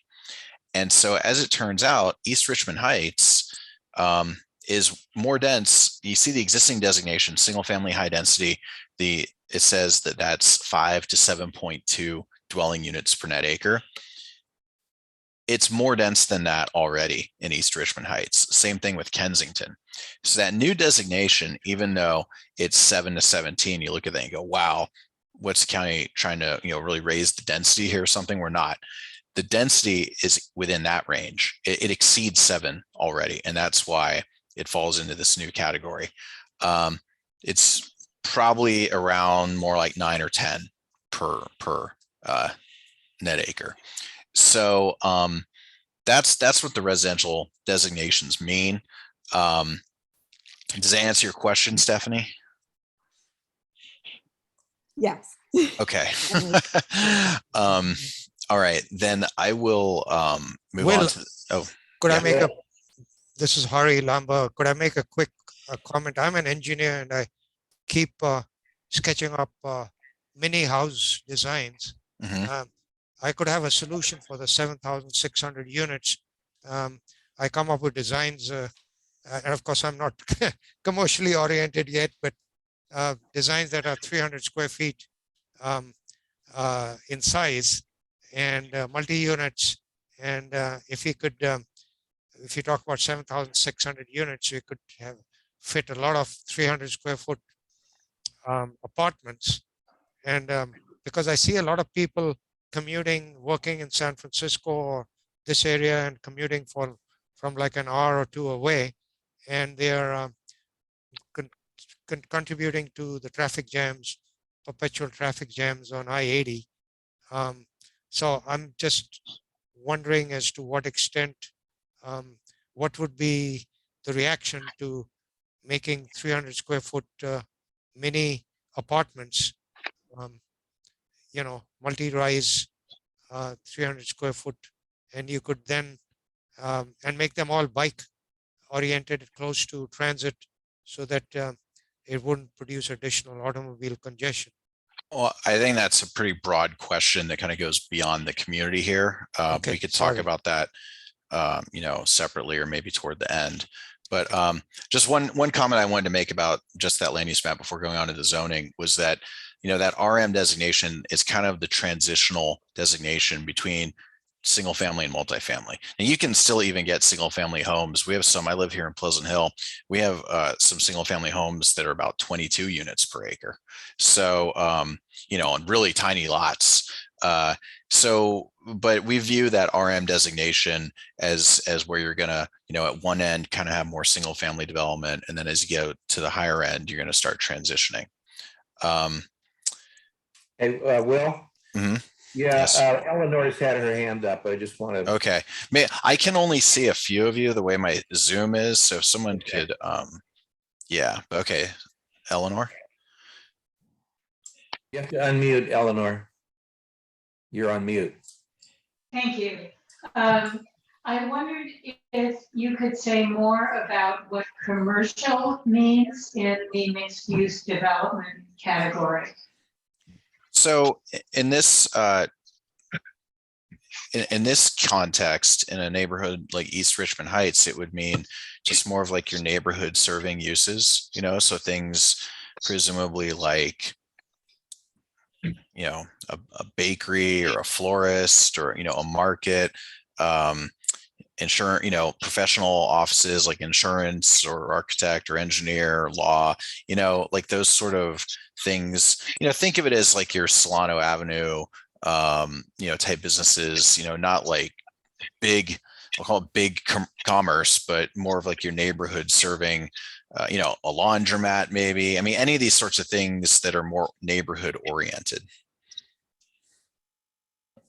And I think that leaves a lot of room for a lot of things on a relatively small area there where the Adams site is. So is there a way to learn more about that designation? So this is another place where the policies can come in. So the zoning, I should probably get to the zoning because that answers some of these questions. The zoning is more fine grained. So, your zoning districts get down into like really what the types of uses are. So the general plan, actually, let me go to that slide and talk about that real quick. So the zoning code, the county zoning code was written in 1947. It was originally adopted, and it's never been comprehensively updated in all these years. It's been, it's been amended at times to respond to the issue of the day or respond to state legislation, things like that. But if you read it, you actually get a sense of what the county was like in 1947, because you can do things just that are allowed, like a refinery, a sugar refinery, an explosives plant, because these are the things that existed back in 1947. It also, in the single family zones, you can have not only homes, but an orchard by right, because what was going on back then, we were converting our agricultural land, our farms and things to subdivisions. So both were allowed in these zones. So it's time for a redo. It's time for an update. So the zoning has, like the general plan, it's got designations, and those designations, state law requires them to be consistent with your general plan. So your general plan, again, is like the big picture. It's like commercial here or residential here. And then the zoning gets more fine grained. You have all these different zones that you can apply. So The zones say what uses are permitted. They'll say what uses you can have with, say, a use permit, what all these different permitting requirements are, and your development standards. So things like setbacks, height, parking requirements, signage, etc. So I kind of started at the end of this slide. General plan's big picture. So the zoning code. So for example, here, we're going to have this residential general plan designation, but then we'll have a single family zoning designation. In other places, they'll have a multifamily designation, and they have all those development standards within them, within those zones. So to answer that question, so the general plan, if it says mixed use, then there will be a corresponding zone that says, here's what the uses are that are actually allowed. Now, you can go further with that policy language, just as we were saying, we can have a policy that talks about a specific site and what should happen there. We could have that for Adams also, and say that the intent here, sort of outline what the intent is, that what types of commercial uses should be allowed there, for example. Does that answer your question? I guess so, thank you. And if I can add, I think this is where maybe the zoning and the policies can maybe specify, Will, the types of neighborhood serving. My sense is, having mixed use, like think of downtown, think of the Calusa Circle in Kensington, right? Which has like a pet store, which has a vet shop, it has a restaurant, it has, you have, as we've heard in the historical presentations, East Richmond has a couple of commercial areas, but to the extent that people want to have neighborhood services, it seems to me that that's a good thing, that like ground level retail with housing above it. So there's housing above ground. So that's the traditional mixed use, would be some ground level retail with housing above it. And I hear support for those kinds of things frequently, and where people then can walk from their house to neighborhood retail. Yeah, and precisely. Oftentimes it's really challenging to build a commercial only or retail development, because getting a tenant often is difficult. Whereas when you have housing as part of it, it makes it a little more economically workable for the developer, who then builds the retail and the housing. Yeah, that's all true. And you can also have horizontal mixed use. So, again, going back to the way that planners did things for a few decades, segregating these land uses, here it must be residential and here it must be industrial or commercial. Another thing you do with mixed use, you can have vertical mixed use, which is what you described, Supervisor, ground floor retail, or commercial uses with residences above. You can also have horizontal, meaning on this site, we're going to allow them both, and they don't necessarily have to be on top of the other. One could be over here and one could be over there, but then we don't have to go to that level of detail of drawing exactly where the line is. It allows more flexibility. So, and even that can be specified, in the policies of the community, because in this area, we just talked about preserving views. So then when we talk about putting residential above commercial, you start getting into a possible conflict there with the view preservation aspect of it. I see that Sandy has her hand up, and I see Joanne also does. Well, okay, I will go. Well, while we're talking about this again, I did the historic preservation, the historic presentation, and actually I probably called and talked with you a little bit, Will, about this, if you recall, because what happened when I did that is I started doing research about neighborhood grocery stores, is how many cities across the United States are changing their zoning and general plan designations in order to accommodate a little bit more neighborhood serving businesses in their neighborhood. And I guess I'm a little concerned that while this is happening, we're reducing the amount of our commercial areas in both the Felix Bernhard area and the Olive Arlington area. And I was glad to hear you talk about horizontal use of mixed use, because yes, some of those, the buildings and the built environment appear to be residential, but there's no limit to what people can do well, there is, but setbacks and everything, that people can add a piece to their property and have a mixed use in those areas that are currently designated as commercial. And we did talk about this after the presentation. And one of the things that Supervisor Joya mentioned was the possibility of changing those areas from commercial to mixed use. Yeah. And I really feel that it seems like it hasn't negatively impacted anybody than they've been for commercial use for all of these years. And yes, they do appear to be residential right now, but I think it's better to leave it open for potential changes that would automatically accommodate some mixed use in those little nodes. For instance, you talked about what's in a mixed use. You talk about an architect's office. Well, what if there's a sole practitioner architect who wants to have his business in his home?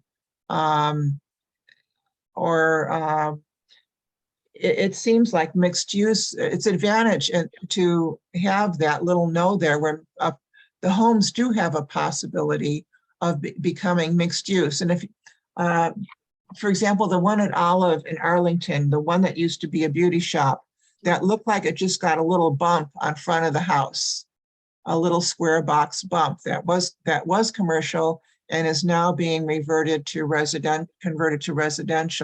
So I know that once this is changed, should someone come in and want to do that, it is not easy or inexpensive to make any of those changes, general plan changes or zoning changes. So, and also I see in our policies that it says increase local serving commercial. So it seems to me reducing this is in conflict to that policy.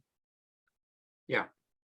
Yeah, I appreciate, I was going to ask, that was the question I was going to ask, is one option is instead of removing the commercial designation is turning that into mixed use. And I'm trying to look, can you put that map up, Will? Sure. Put the map of current land use designation. Yeah. So that area below, the upper area is being totally removed. The lower area is being cut in half. I think, no, they're just both significantly downsized. Oh, I can't see the CO. There it is. Yeah. Yeah. It's only one resident. It's only one lot on the Felix and Bernard that is left commercial. One single lot. And I'm wondering whether it makes sense to do a site visit and look at, does it make sense to have more of that area be mixed use? And remind me, the PS is being converted to mixed use. To mixed use. Remind me what the PS area is now? We said, I forgot. Well, it's Adams. What's going from PS to mixed use is Adams. Well, what you're doing is you're taking part of the site. If you switch back, go to, part of it is residential medium, it looks like. Well, that's where there's a church. That's not part of Adams site. So where the church is residential medium, and all of the Adams site is being turned into mixed use then, which would be mixed use low. Yeah, low density. So that could be either a low density residential with mixed use. Well, and low density, just in this context, is up to 30 units per acre. Right.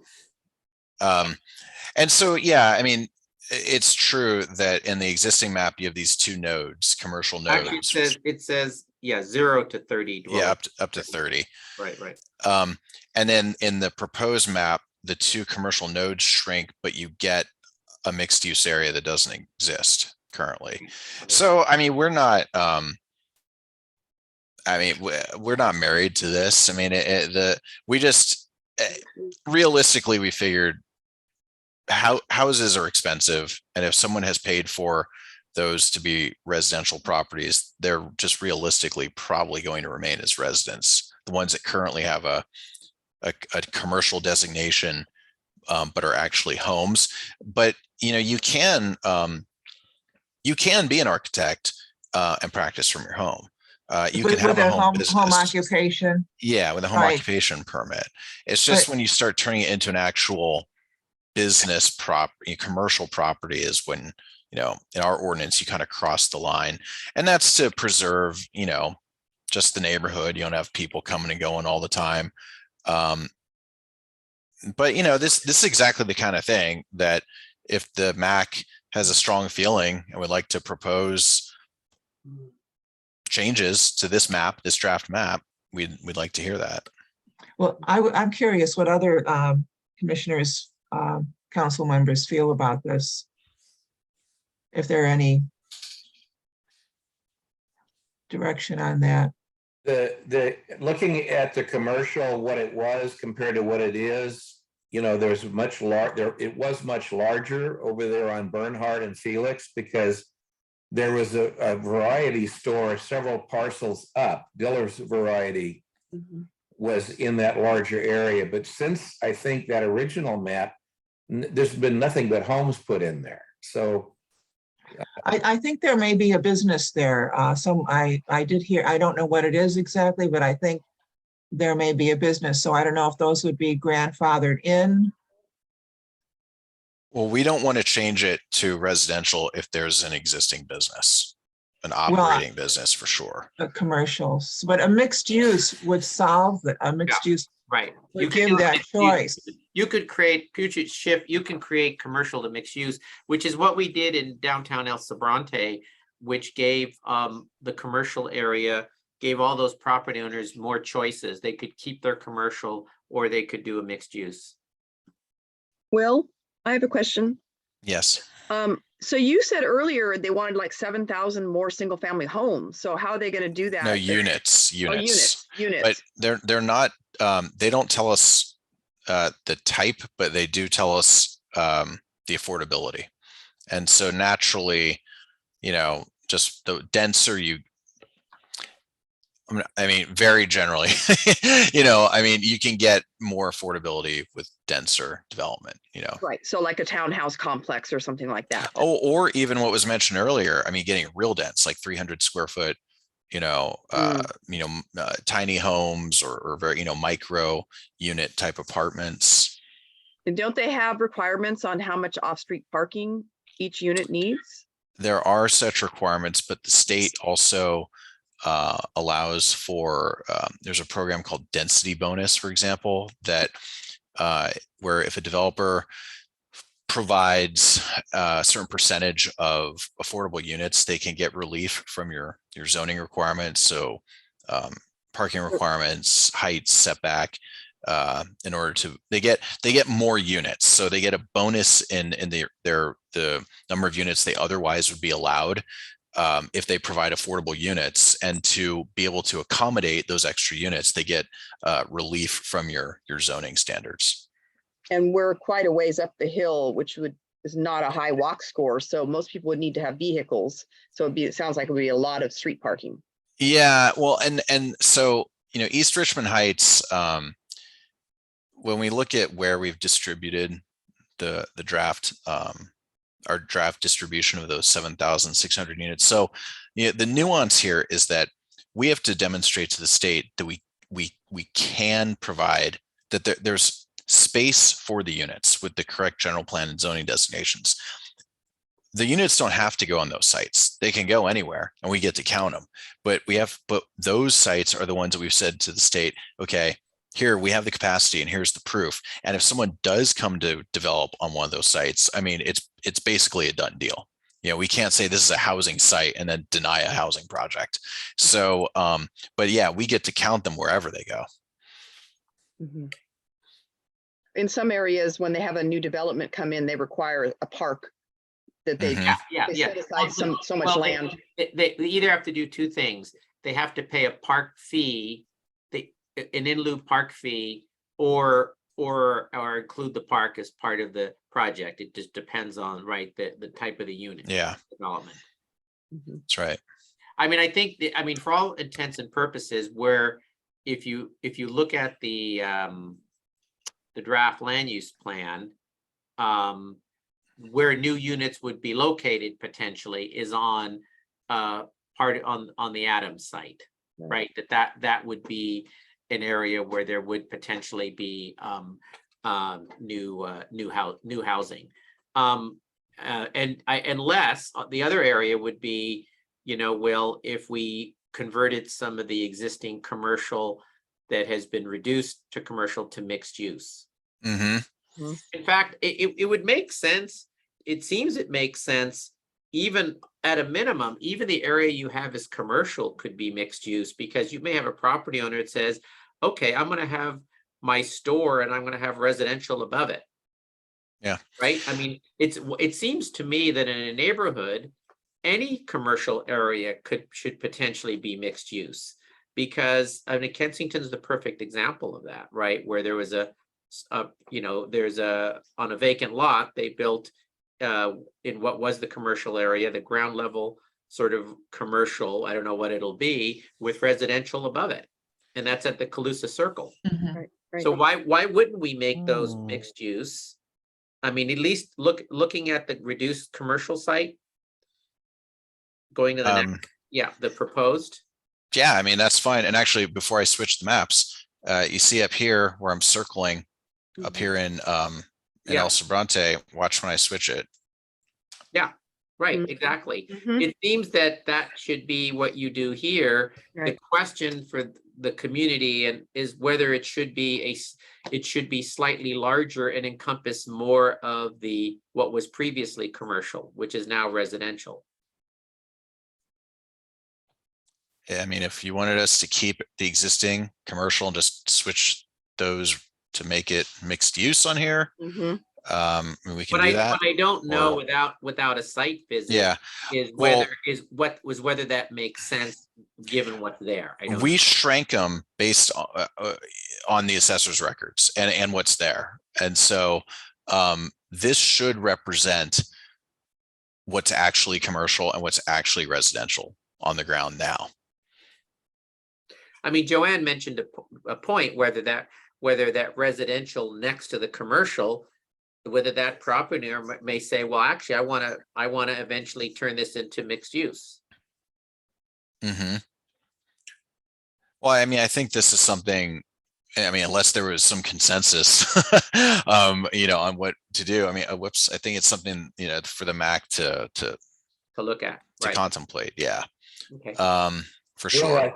Well, I see a tiny on the new map, a tiny to be determined down at Arlington and McBride. What? That is a mixed use at the time, and that one is just. I think when we updated the map, we forgot to switch that. There's the property down there is a it's like a, or it was at least. Then they sell plants or something. There was some business down there. There's a nursery there. I hike around there. There's a preschool and a nursery next door. Right. And so the part of that's just we have to fill that in with mixed use. There was the ground cow hamburger place was also was a teenager. Yeah. Well, Sandy, you've had your hand up for quite a while. Did you still have a question? Yes, thank you. First of all, I have to apologize. Half of the stuff you guys are saying, I really have a hard time understanding because I've never been to a meeting like this before. But you're talking about the people that I've talked to and that talked me into coming to this meeting. Mostly we're interested in what are you going to do with the Adams property? And I'm not sure, am I hearing that first you have to change the land use designation and then you can, or are there already proposals about what to use that property for? Sandy, I'm not aware of any proposals from the school district currently. I do know the school district on a regular basis evaluates all of its sort of empty the sites that it currently doesn't use, and it is, I can tell you because they got in contact with the county, that they have a consultant on board that's reviewing and looking at all of the school sites that are currently closed. And they did this 10 years ago, right? They did the same thing 10 years ago. And they're doing a plan on the existing inventory of their school sites and trying to understand what the zoning is and things like that. Now, can I predict the future? No, I mean, the school district may end up keeping the site. You know, there's been discussions in the past. I was just with teachers today, earlier today, and there's a lot of discussion about the need for teacher housing and how teachers can't afford to live in this community. And there was some discussion, does the school district try to use one of its vacant school sites to help build a project that allows housing for its teachers? So I think it is realistic to presume that at some point in the future, it is possible that the school district will make a determination, it hasn't done so yet, that certain of its sites, including Adams, could be declared surplus, and they would sell it to get revenue for the school district, and then it would be used for something. In this case, the zoning and the general plan that we set now in this new general plan will be relevant to evaluating a project if that parcel is sold. Okay, so what I'm hearing is that there are no ideas right now on Correct. how that land is going to be used. So that answers a main question. But let me just say, I mean, I can see the schoolyard, their play yards from my back porch. So I'm not that far away, but I don't have any big view that I'm looking to preserve or, you know, anything like that. So I'm not invested in that way. But, you know, putting thousands and thousands of people in that small space sounds crazy. I'm not sure it would be thousands. I think if you look at weren't you talking about 7,000 people? No. He's saying 7,000 countywide.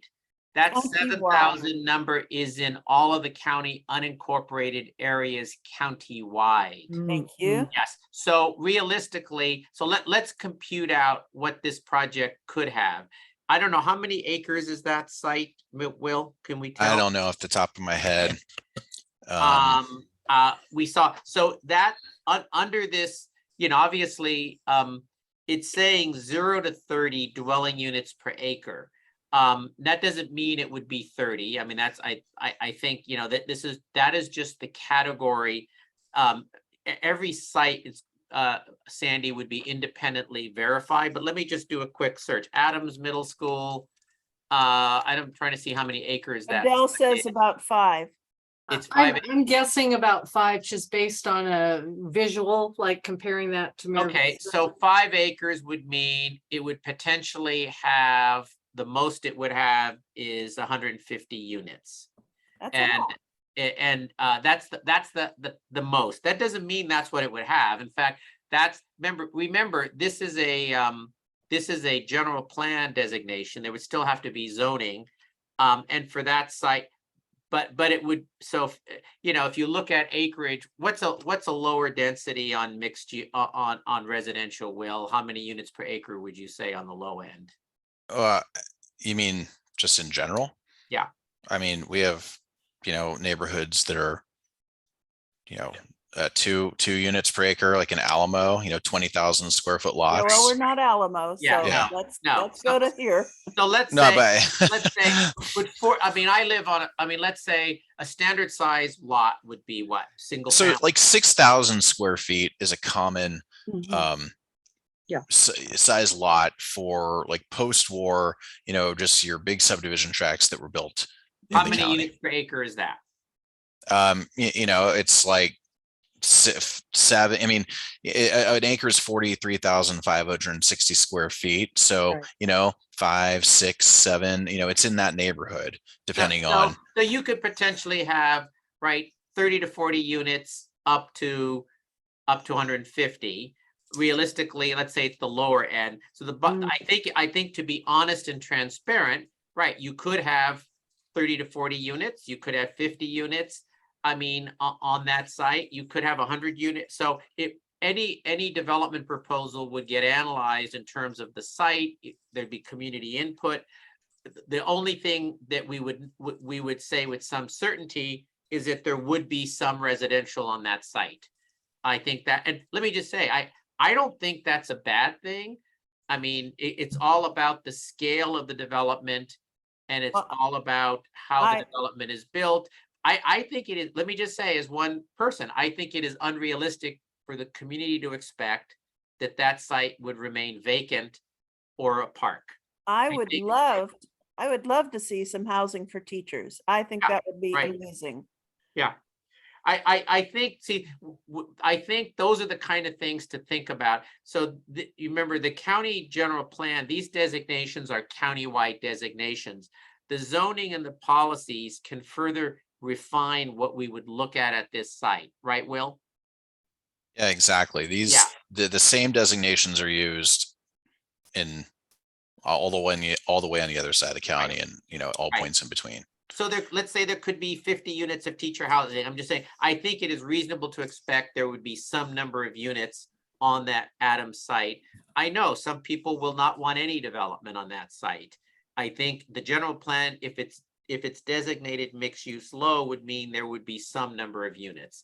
Whatever it would be analyzed at the time, that hopefully would then be compatible with what works. Well, certainly to me, it would be reasonable to have some housing, some open, not open space,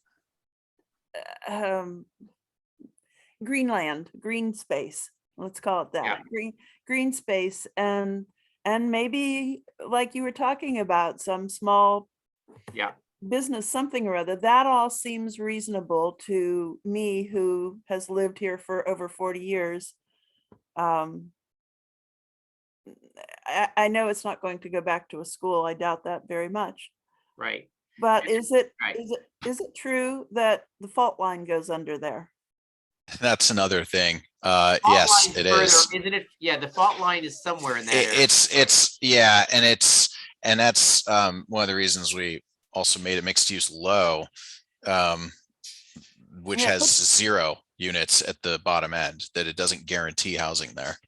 Yeah, and there's a good question by Gretchen. Urban Tilth previously had a farm had a community garden on part of that property. Could the school district, I mean, I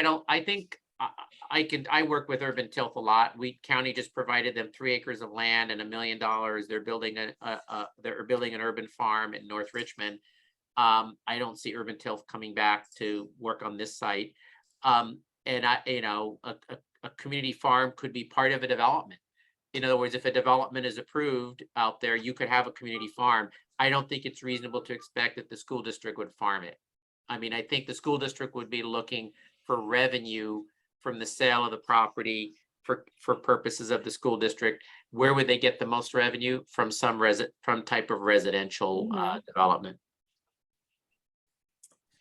Yeah, although, you know, we have the general plan, just for context, is several hundred pages long, and you know, it's chock full of all these policies, and there's a big emphasis in it about urban agriculture and community gardens and that kind of thing. So, you know, I mean, that could be part of, when we look at these sites, it could be, you know, there's commercial uses along the street, and then back behind it, maybe some residences, and then maybe, you know, the garden, where it currently is. So, you know, all these things are possible. I believe El Sobrante is trying to have some sort of farming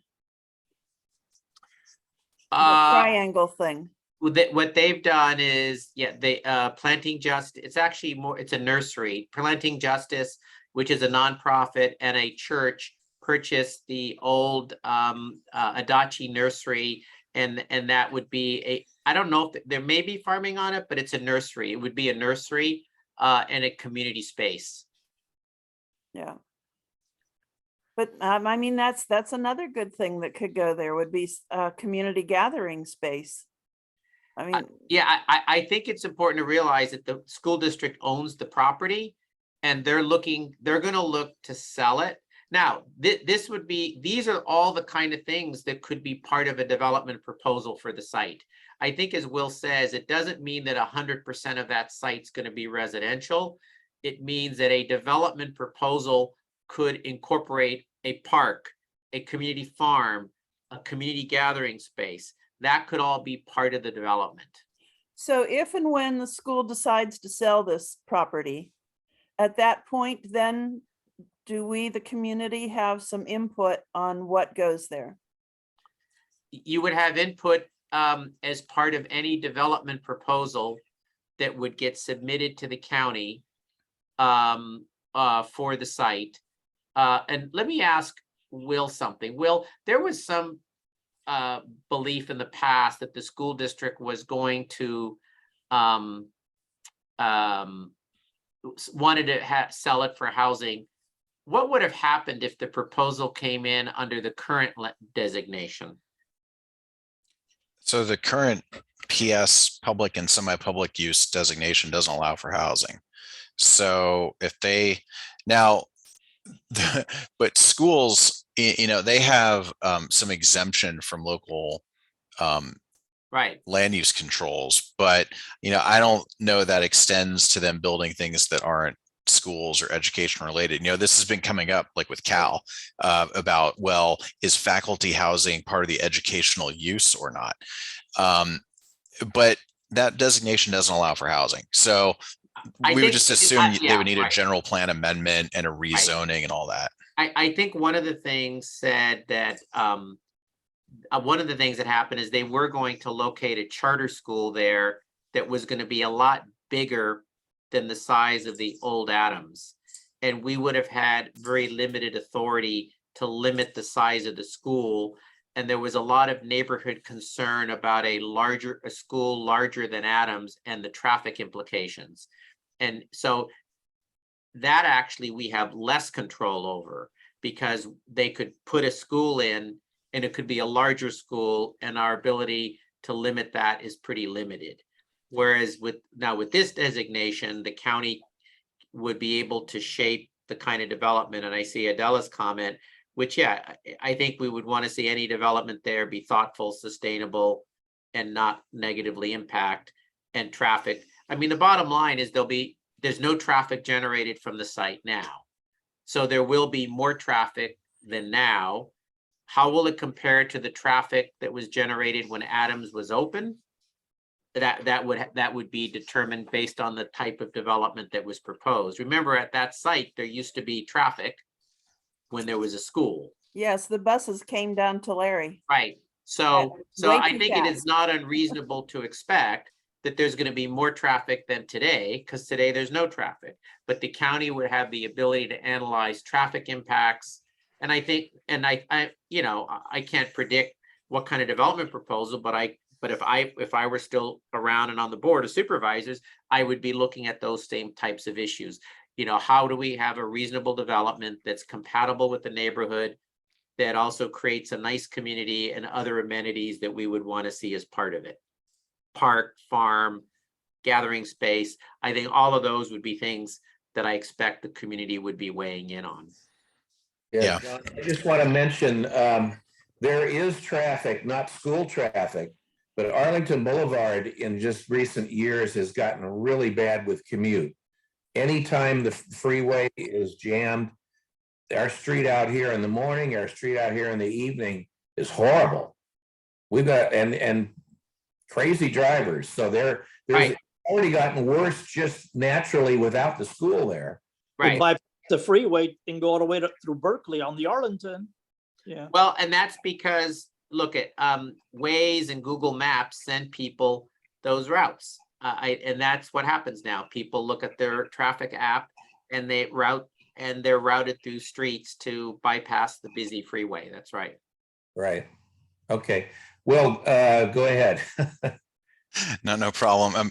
But Supervisor Roy, he definitely, school districts have a lot of ability to operate how they want to outside of our land use regulations. And just anecdotally, here in Pleasant Hill, we have a school that's like a magnet school, and they really don't seem to care how much traffic it creates in our community. And you have people coming from miles and miles away because their kids go to this school, and it creates a ton of impact, maybe more than if that site were housing.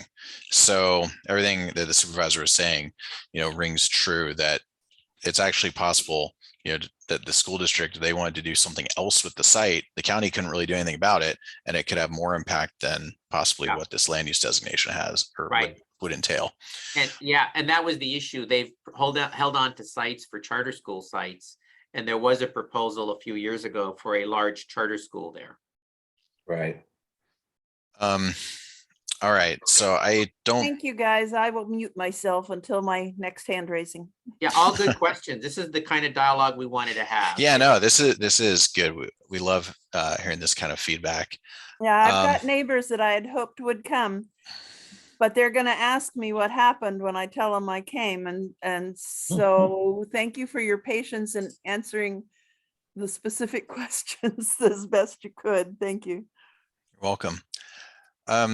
So the zoning code, I think we've kind of talked about what it is. So, just at the bottom again, the general plan's big picture, the zones themselves will match, but get into a finer level of detail with what kinds of uses can go on a particular site.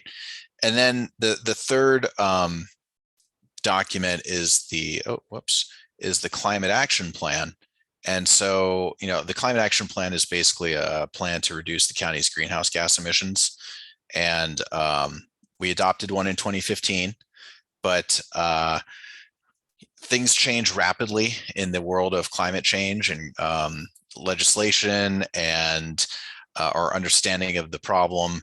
And so our consultant recommended that even though we have a relatively new climate action plan, it would be a good idea to update it to so that meshes better with the new general plan and the new zoning code. And we have a few years experience now in implementing it. And there are just some, issues that our sustainability coordinator, Jody London, has identified. So we're updating the cap as well. So, and as I mentioned, they'll all be covered by an environmental impact report. So that looks at sort of high level at the impacts of the policy changes in these different documents. And there will be a couple public comment periods for that. Right at the beginning of the process, it's called the notice of preparation. There's a 30-day period.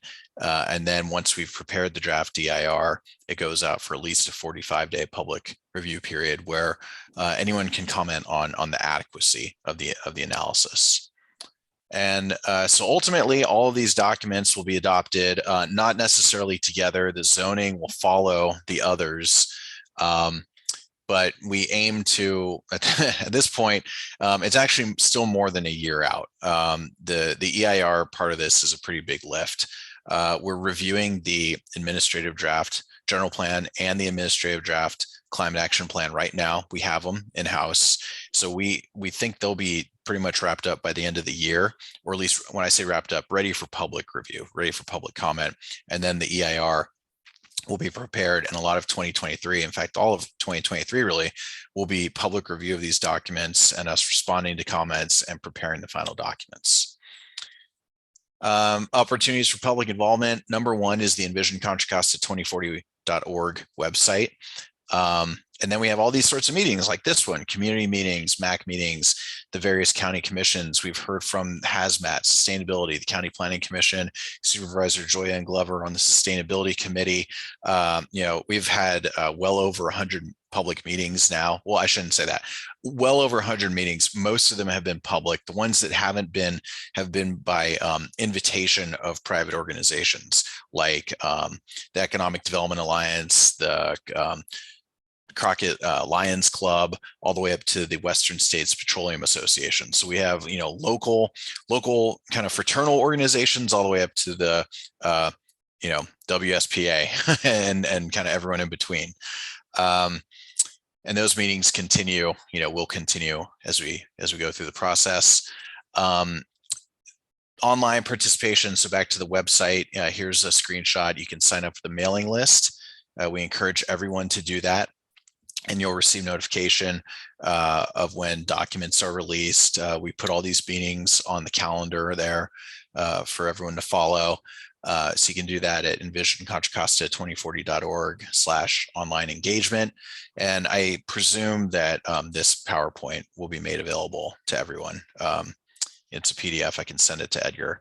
And then this page on the website is the documents page. Here you've got these land use maps I've been showing you, the draft community profiles, the draft goals, policies, and actions for the rest of the general plan. Again, there are several hundred of them, and organized by the elements that I mentioned earlier. Environmental justice, the climate action plan, all that stuff is on the website here. And that's actually it. So I will. Oh well, actually, here there's my contact information before I take down the PowerPoint. Okay, any council members have any questions or comments for Will? Very, very productive meeting. Thank you. Okay, any comments from anyone else attending? Questions? I see there's one here in the chat from Joe. To what extent could we develop a policy or zoning for the Adams site that results in owned homes rather than rental units? We typically do not dictate ownership. Now, when it comes to affordable units, and if the county is involved with the financing, we have a whole section of our department that works in distributing like federal housing funds and such. Then we may have some say over that, but we don't really get into ownership or rent versus own. Okay, Joanne? Yes, I have a question for Supervisor Joya. I wanted to know, what are the items you'd like the MAC to discuss and make recommendations to you? And would that be at our next meeting that we would discuss them? Yeah, and maybe, so I would, thank you for asking that. I think one would be input about the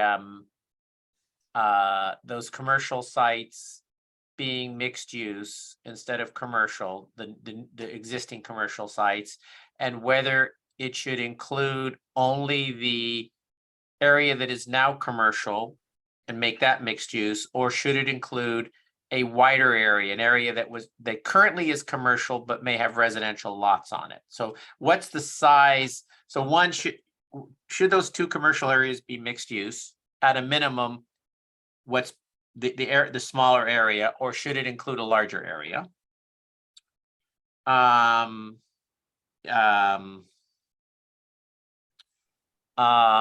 So that's one possibility.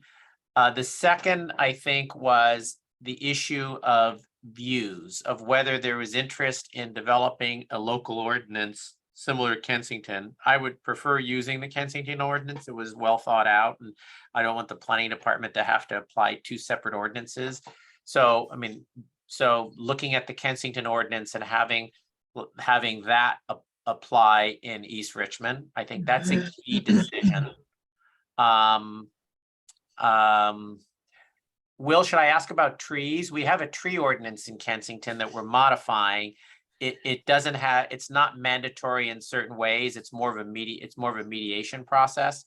So maybe taking a look at, do we need that dealt with in the general plan if we want to do that ordinance in East Richmond? I think putting I think if people are serious about it, then it helps to have it in there. Otherwise, as someone mentioned earlier, not all years down the road, we won't all be here to be able to recount what happened. So it should be in the general plan if that's what people really want. So we can send you the modified, the proposed changes to the tree ordinance in Kensington we're currently working on. It's not a mandatory thing, but you can take a look at it. So I think those are key, whether a tree type, something that regulates how neighbors work out tree disputes. That's really what the Kensington ordinance is. It's going to be a bigger issue in the future because it's not only about blocking views. Some of our neighbors have let their trees get so big, it's blocking our solar panels. Yeah, there's some state law on that. So yeah, I think state law actually protects your sunlight to solar panels. So take a look at that. We also have some dead trees. Yeah, yeah. And then of course, so really of where the new development, again, needs to abide to try to minimize impact on people's views. That's key. I think those, and then just look at the community profile, specifically the policies, the guidelines, the actions, and provide input to that document specifically, because Will's in the process of amending it anyway. And what shouldn't be in there, what should be. I think those are the main areas. And just to respond to the 2 questions in chat to Joe about the 150, you could have 150 townhomes that are all owner occupied. It doesn't, having 100 units doesn't mean it would be rental. It could be like, I live at Marina Bay in Richmond. It's all the multifamily down there are individual units that are individually owner owned. I mean, somebody could rent them out, right? That we can't stop that, but they're individually owned units. It's not an apartment complex. And then who's the school district contact? I think you would get in contact with the facilities folks at the school district. And as I say, I'm not aware of any specific plans. I recently spoke to a consultant to the school district that is collecting information on all of their vacant sites. By the way, Will, they're interested in housing on is it the Seaview site in Montalvan Manor? Yeah, and that one we have designated for housing. Yeah, that one, and which that is actually that site they seem to be interested in. So yeah, that would be and any development proposal that involved changing that was not consistent with the existing general plan for the Adams site would need to go through a county planning process with public input and public hearings. Where there's limited public hearings is if they want to replace it with another school. Yeah, and then, I guess nowadays there's always the caveat that the state keeps coming up with new legislation. And yeah, definitely, just a few years ago, we could absolutely say that, yes, there'll be public hearings, there'll be public processes about this, but the state has been, going out of its way to make it easier for homes to be built. And so, and then they do that to the BART parking lots, right? Yeah. That BART actually controls that. The city, how much power does the city council and else have over a development at the BART parking lot? It's more limited, isn't it?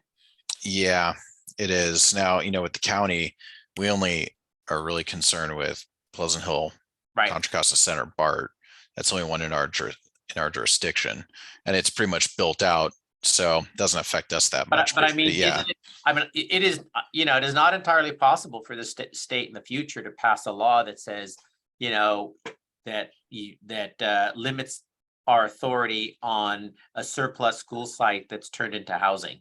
That could happen. There hasn't been such a law, but that is possible. It is. Yeah, they've thrown some doozies at us lately.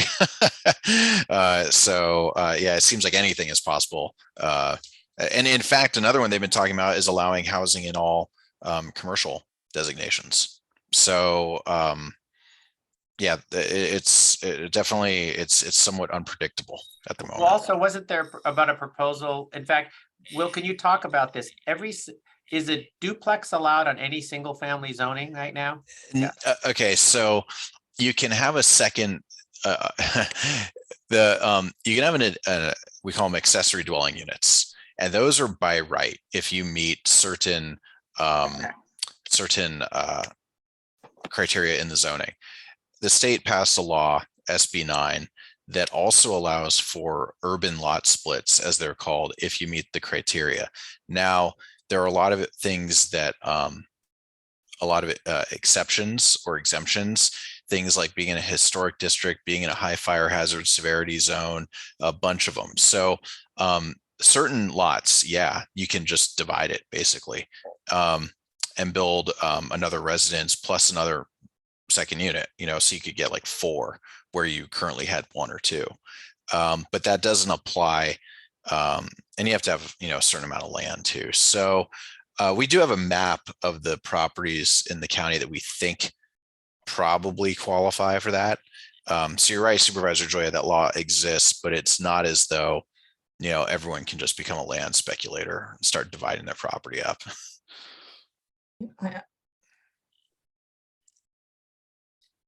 Yeah, I have one more question. Has the county looked at all at the possibility, we're talking about these mixed use areas for accessory commercial units?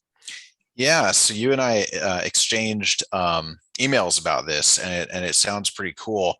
And I had actually forwarded it to, the idea to our consultant. And I don't think we ever really had a discussion about that. But I think it's something that we should at least talk about. And even if it just has a mention in the general plan, that's something, to give more thought to. Someone mentioned earlier, I think, about, the idea of, having markets and things like that, strewn throughout neighborhoods. I shouldn't say strewn, that might kind of have a negative connotation, but placed throughout neighborhoods. And, there's even thinking along those lines that you would have them and with no parking requirement. The idea being that you don't want to attract people from a great distance who would drive. You really only want it to be people who are within walking distance. So, these are ideas that it's funny, just, what's old is new again. A lot of neighborhoods have this, in older communities, and they went by the wayside for a few decades. Now, when we propose them today, people kind of, take a step back and say, whoa, what are you talking about? But it's like, well, this is actually pretty normal in pre-war neighborhoods. Would accessory commercial units be permitted in a mixed use designation? As long as it met the zoning restrictions on a lot, on a residential home lot. I mean, that's another way. Yeah. You could have a horizontal extension of a residential unit in a mixed use neighborhood, mixed use designation that would possibly work. Yeah. No, one of the difficulties with our county is that it is so large and has so many different communities that if we were to propose something like that in certain other communities, it would be pitchforks and torches, and maybe in a place like East Richmond Heights, it's received better. And yet we have one zoning code and one general plan that applies across the board. And so, that's the nuance is, so it's a lot harder to just say, yeah, we can do that, because unless we're going to do it only here and only here and only here and exclude everywhere else, it gets tough. So, that's a possibility also. It's something that we definitely need to give more thought to, is this accessory, because really what it's about, right, is reducing car trips and making it easier for people to get the goods they need and live their lives without having to drive to the grocery store or some commercial area. So I don't want to give like a cheap answer, like we'll think about it, but I mean we'll think about it. But I think they are good ideas.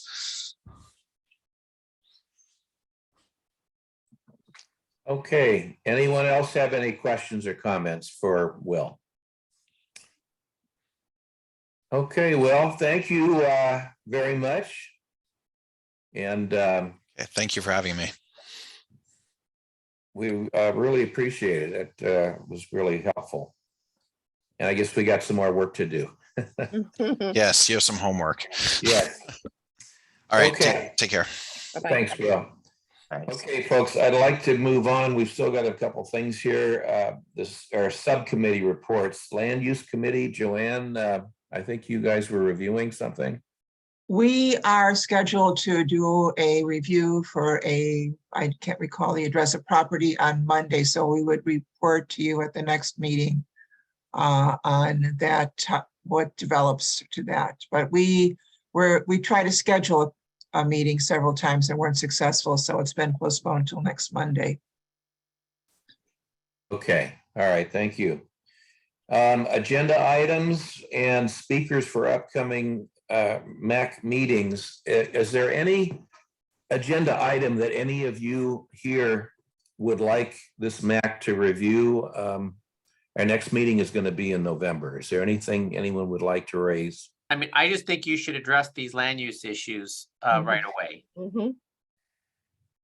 You could always do, I guess November is enough time to allow you to review what you have and come up with recommendations at your November meeting.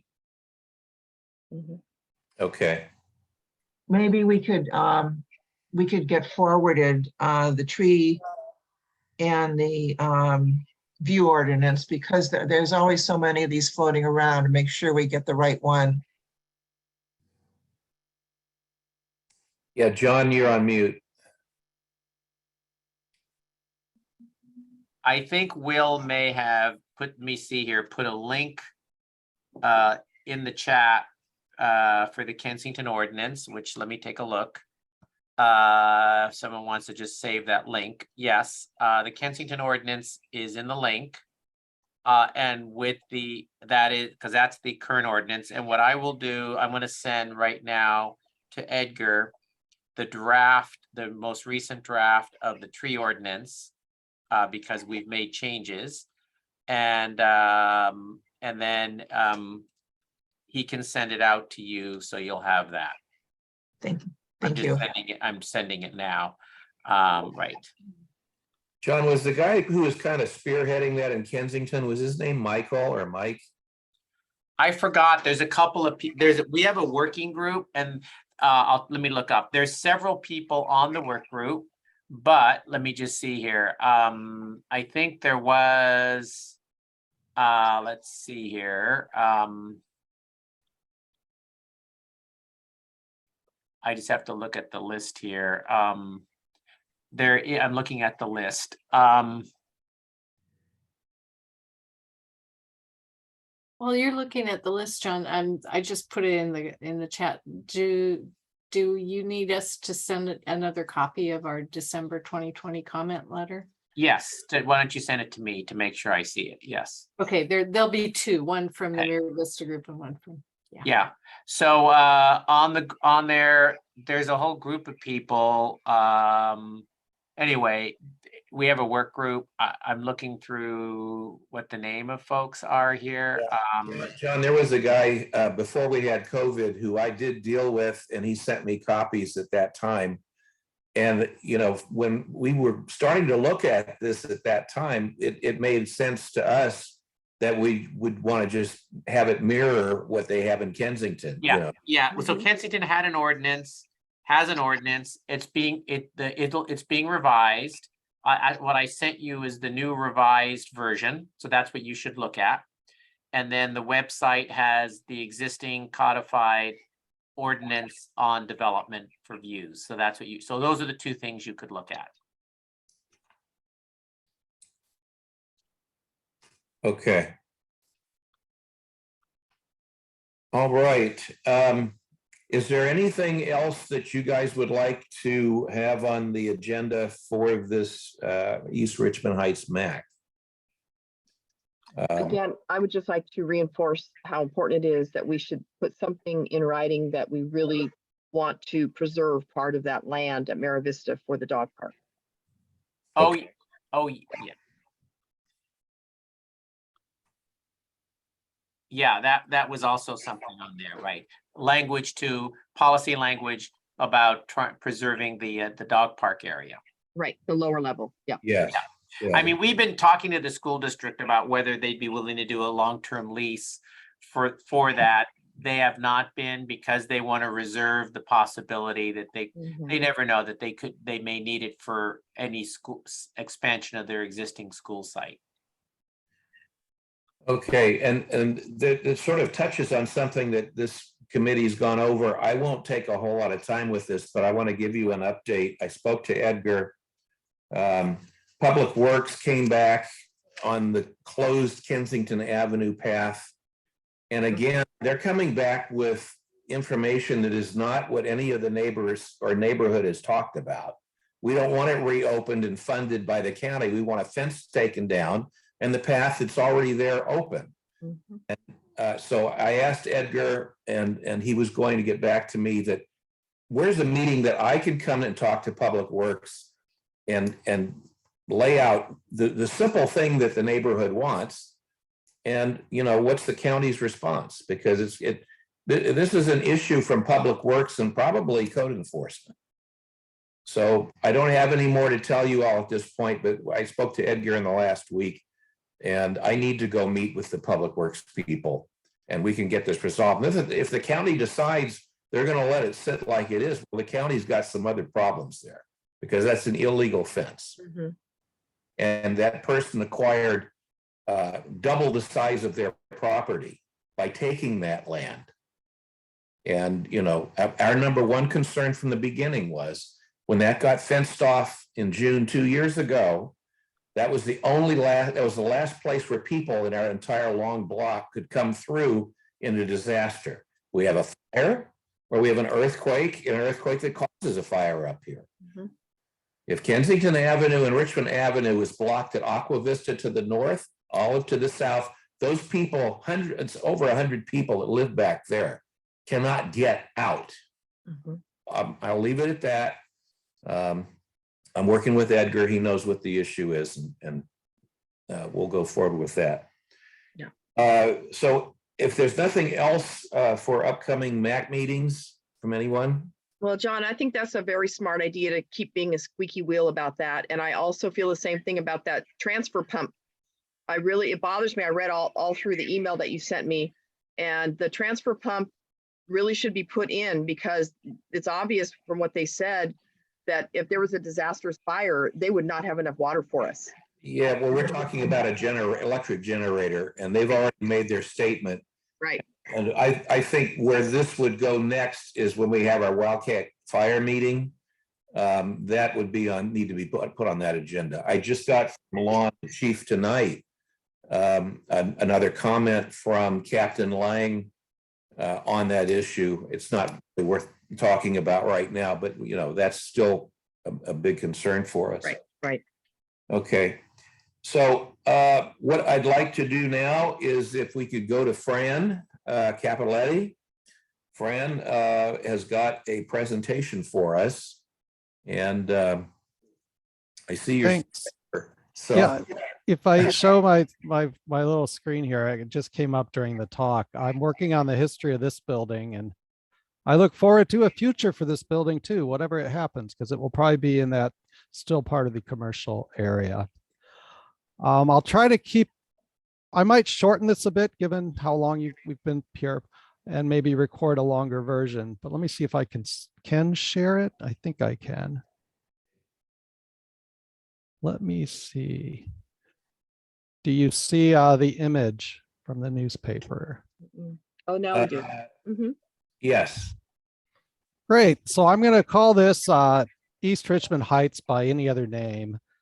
If you've been in the neighborhood long, I'm sure many street names are familiar to you, but you might wonder who's behind the name and was it always that name? And my answer will be yes and no. What you see is part of an advertisement from April of 1908.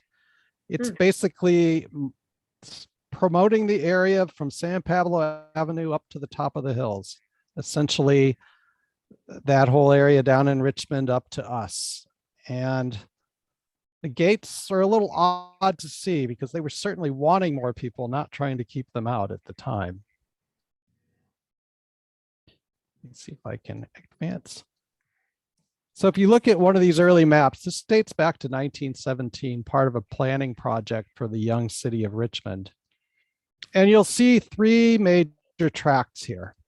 There's East Richmond Boulevard down here in the flat part from San Pablo that starts to rise up. This little line shows you the city limits. And then you have Tewksbury Heights and East Richmond Heights. Now in our modern day, these two really are now called East Richmond Heights. But there was a distinction at the time just to give it a name to look at. Focusing in there's a few streets I'd like to point out to give a little story behind each of them. And the first one I think I want to talk about is Bernhard. And this was the brainchild, sort of, but with other people involved, for promoting Tewksbury Heights. His company out of San Francisco he was very active throughout Richmond.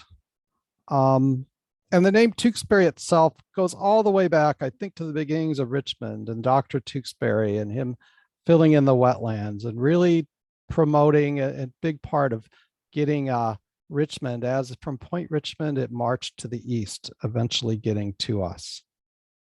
Others can tell that story. It's a great one to know. And let's see.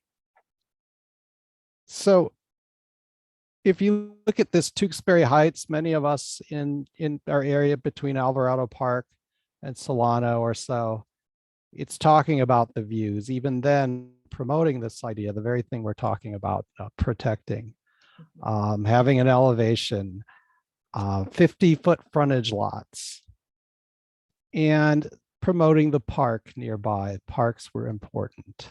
So this was an important thing at the time. Not much, it was not very developed at all. But let's see. So we have Bernhard, much as it is today. There is an extension that doesn't go all the way through, but I have a picture of Mr. Shapiro. So he was an immigrant from Prussia. He ended up in San Francisco to manage an optical shop before he decided to go into real estate. So here's his photo on the left from 1917 and a bit older in 1926. Busy life for him, very active in Richmond, from parts of central Richmond developing, San Pablo, and then our area, among others. This is his building where he worked. His office was in the Great Phelan building in downtown San Francisco. This is their brochure when the building opened. I'm noticing these two figures, and I go back to my original, wait. Nope, sorry. Art Deco. Anyway, I think of that gate when I showed you that first slide of these two figures opening on East Richmond. But he really promoted as much as he could, not just East Richmond Heights, but all of Richmond. A few other people came up when I found this 1911 article on the proposal to build a great highway along the shore and on the way up to head towards Sacramento. And three of the names are important: D.W. McLaughlin, L.D. Dim, and W.H. McBride. Starting with Dim, we have Dim Way right off Bernhard. And in the early years, it was actually going to be quite a bit longer, cutting through to the other roads along the park. You can even see this other subdivision way back in the canyon that never came to be, but I'm sure it's come up over the decades, different plans to put other things. And I believe that's where the agriculture was talked about earlier. Can I ask you something? I grew up on Dim Street, which is down Yes. further down Barrett. And I always wondered why there was a Dim Way and Dim Street. Was it the same person that they're named after? I'm intrigued, and I have a few different theories. And let me tell you a little bit more about Mr. Dim, and let's see what we can come up with. Because yes, there is a Dim Street down around Key and yeah, it's San about 3 Pablo. blocks above San Pablo off of Barrett. Yeah. Right. So Luther D. Dim was quite a figure in the early years of Richmond. He had come across the country, I think, by way of the Chicago area, Pennsylvania to Chicago to the West Coast. He became vice president of the Bank of Richmond and of the Chamber of Commerce, and he was manager of the Standard Oil Company, so Chevron today, along with being an original trustee of the Richmond Union School District and the Richmond Public Library. His wife, Jenny, even had the honor when the Indian statue in Point Richmond was unveiled in 1909. She was able to pull it off And if you see the statue today, that's the second statue. And so he had a busy time, and by the 1920s moved on to Los Angeles. But I'm reminded of this newspaper image of Richmond, the prosperity center of the West. And for some, that's prosperity. I kind of think it might be a little nightmarish too, but Yeah, that's smoke. All the pollution. it shows how industrial things were. So I don't find any dedication of the way in the streets, but I'm thinking it's about him and his impact. Although his son Charles also worked for Standard Oil and lived on Key, not far from Dim Street. So I think this family, somewhere in there is where you get both of those names. And it's just interesting to find out some of these things that I, until recently, just never found out much about. Another person was D.W. McLaughlin, and he actually was a big promoter of some of the things, especially East Richmond Heights. I showed you Tewksbury and East Richmond. He did a lot more with East Richmond Heights on his own and in partnership with Shapiro and others. And if you notice, we have Park Avenue and McLaughlin Avenue, 1917. Now that would later become McBride. McBride is another important figure. I think he worked for Hercules Powder and was later an important county supervisor. But before it was called McBride, it was actually called McLaughlin. And just as we heard earlier about Dim Street, there is a McLaughlin Street down parallel to San Pablo today. Here's a picture I found from a publication he helped to publish called the Thinkograph in 1915. It's online, a really interesting and odd kind of newspaper. But this shows his picture, which I love to find when I can, and shows all the potential. And his dream was to make East Richmond Heights what Piedmont and Cragmont are to Oakland and Berkeley. Big dreams, but it just didn't come to pass so well. In fact, I was researching the Pullman plant, and the manager of the Pullman plant, he decided to live in North Berkeley. So it was just, I think they were promoting this real estate before all the people kind of got this far. And, but he kept trying. And one of his brainchilds, I'm sure others had this idea of having the Skyline Boulevard, also called Arlington, stretching all the way from Berkeley. And this was a thing that took some time to get, but we did have that road connecting us along the skyline. At one point, they wanted to go all the way to Mount Hamilton in the South Bay. That was a little much, but it was a big dream, and he did a lot of promoting. Unfortunately, there's a tragedy here, because in 1915, the same year he was publishing these Thinkographs, he did end up committing suicide. It turns out there was some financial scandal going on with some of the real estate exchanges. He ended up in out of town in Reno, drinking heavily, and killed himself. So that's one of the things we find doing this local history. There's some great heroic stories, and then there's some real sad stories as well. But that's the history of McLaughlin when you see that street name. Oakland has a Skyline Boulevard. Is that sort of part of what it would have connected to? I'm wondering if that's the case, probably to some degree. Although even in the early years, the Arlington, it's strange because if you look at these old maps, Tulare takes the place of Arlington and so on. So it's hard to know. And I hope I'm not going too long. I don't want to overdo this, but we've got another street. I noticed on the map, it says Stanford and Sanford. And I also wondered about that because I don't know if you know your maps around here, but it has a different name today. If you look here, Sanford became Plymouth. Tulare on this map, for whatever reason, is now Arlington. And Felix, I still don't know why it's called Felix. I'm waiting to hear if anyone knows, they can let me know. But it turns out it wasn't Stanford after all. People on these old maps, don't trust everything you see. had something to do with another realtor named Sanford.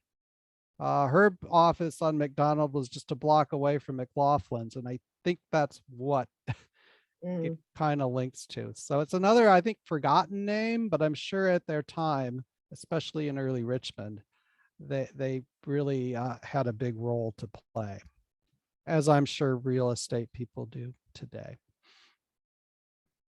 So let's see. One other part I wanted to try to look at is if you look at this map, because I think this really came home during the discussion tonight when you talked about Mira Vista. And if you look at the assessor maps online, you will often see these plots and lot outlines that don't fit today. You see all these gray streets are here now. But if you look at this map, you have, of course, Highland, Elm, Cypress, and Tulare, but there was also a Monterey, Shasta, Arlington, Shasta and Rose. There's something odd about this map, but if you look, there was a time early on that there was no Mira Vista School here. It was just a few more streets and lots to sell.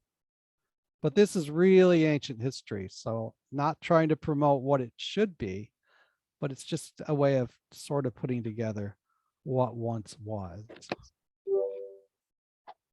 So I found a lot of this easily. The California Digital Newspaper Collection is a great online resource.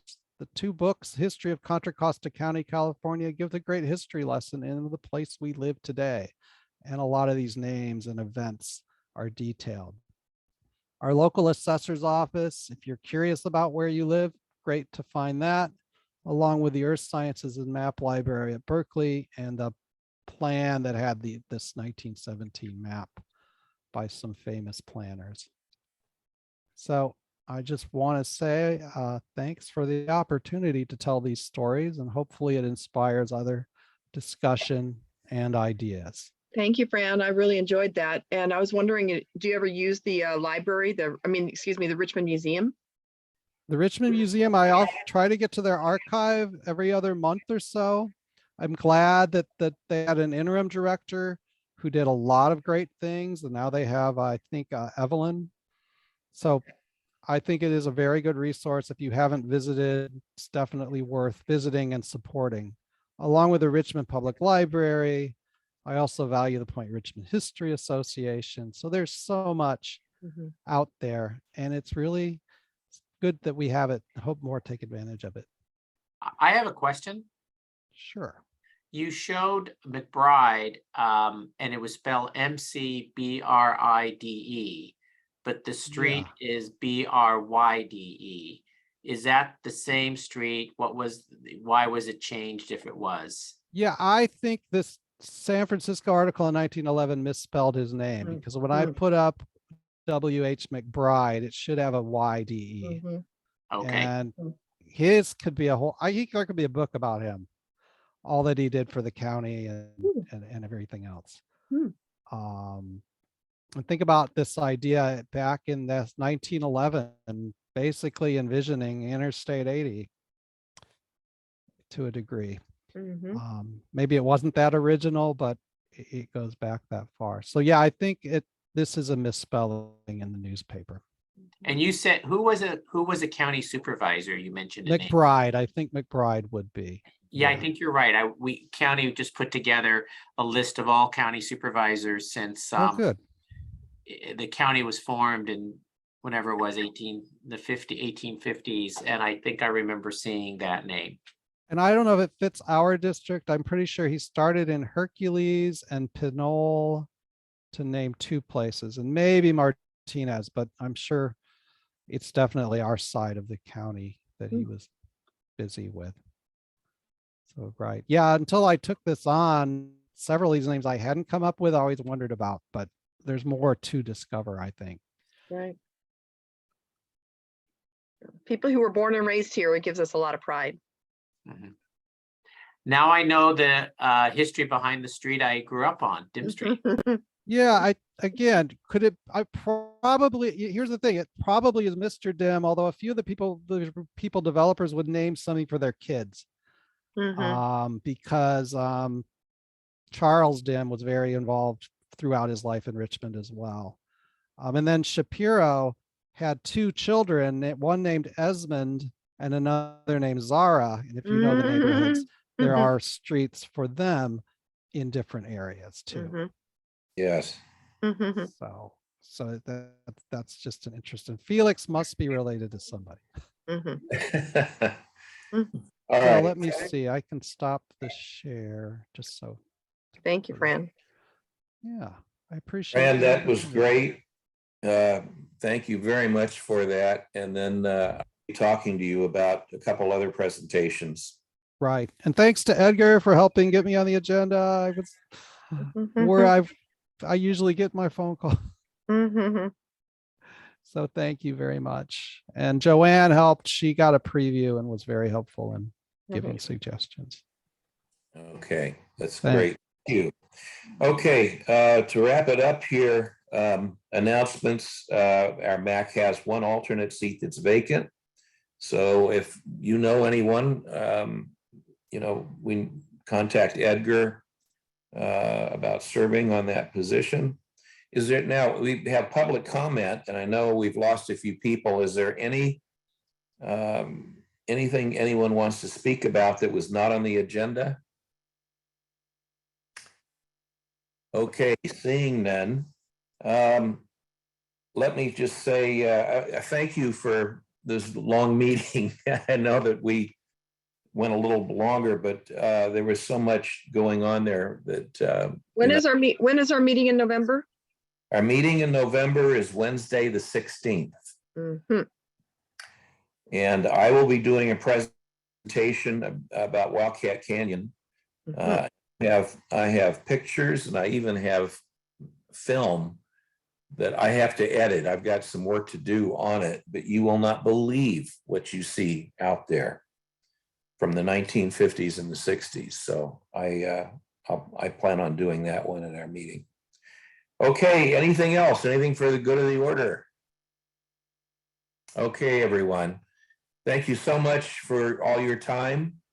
And Edgar, I'll get with you on, some of these outstanding things, and we'll get that information out to people. All right.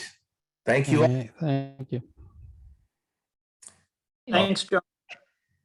All right, John. Good night. Thank you. Bye-bye.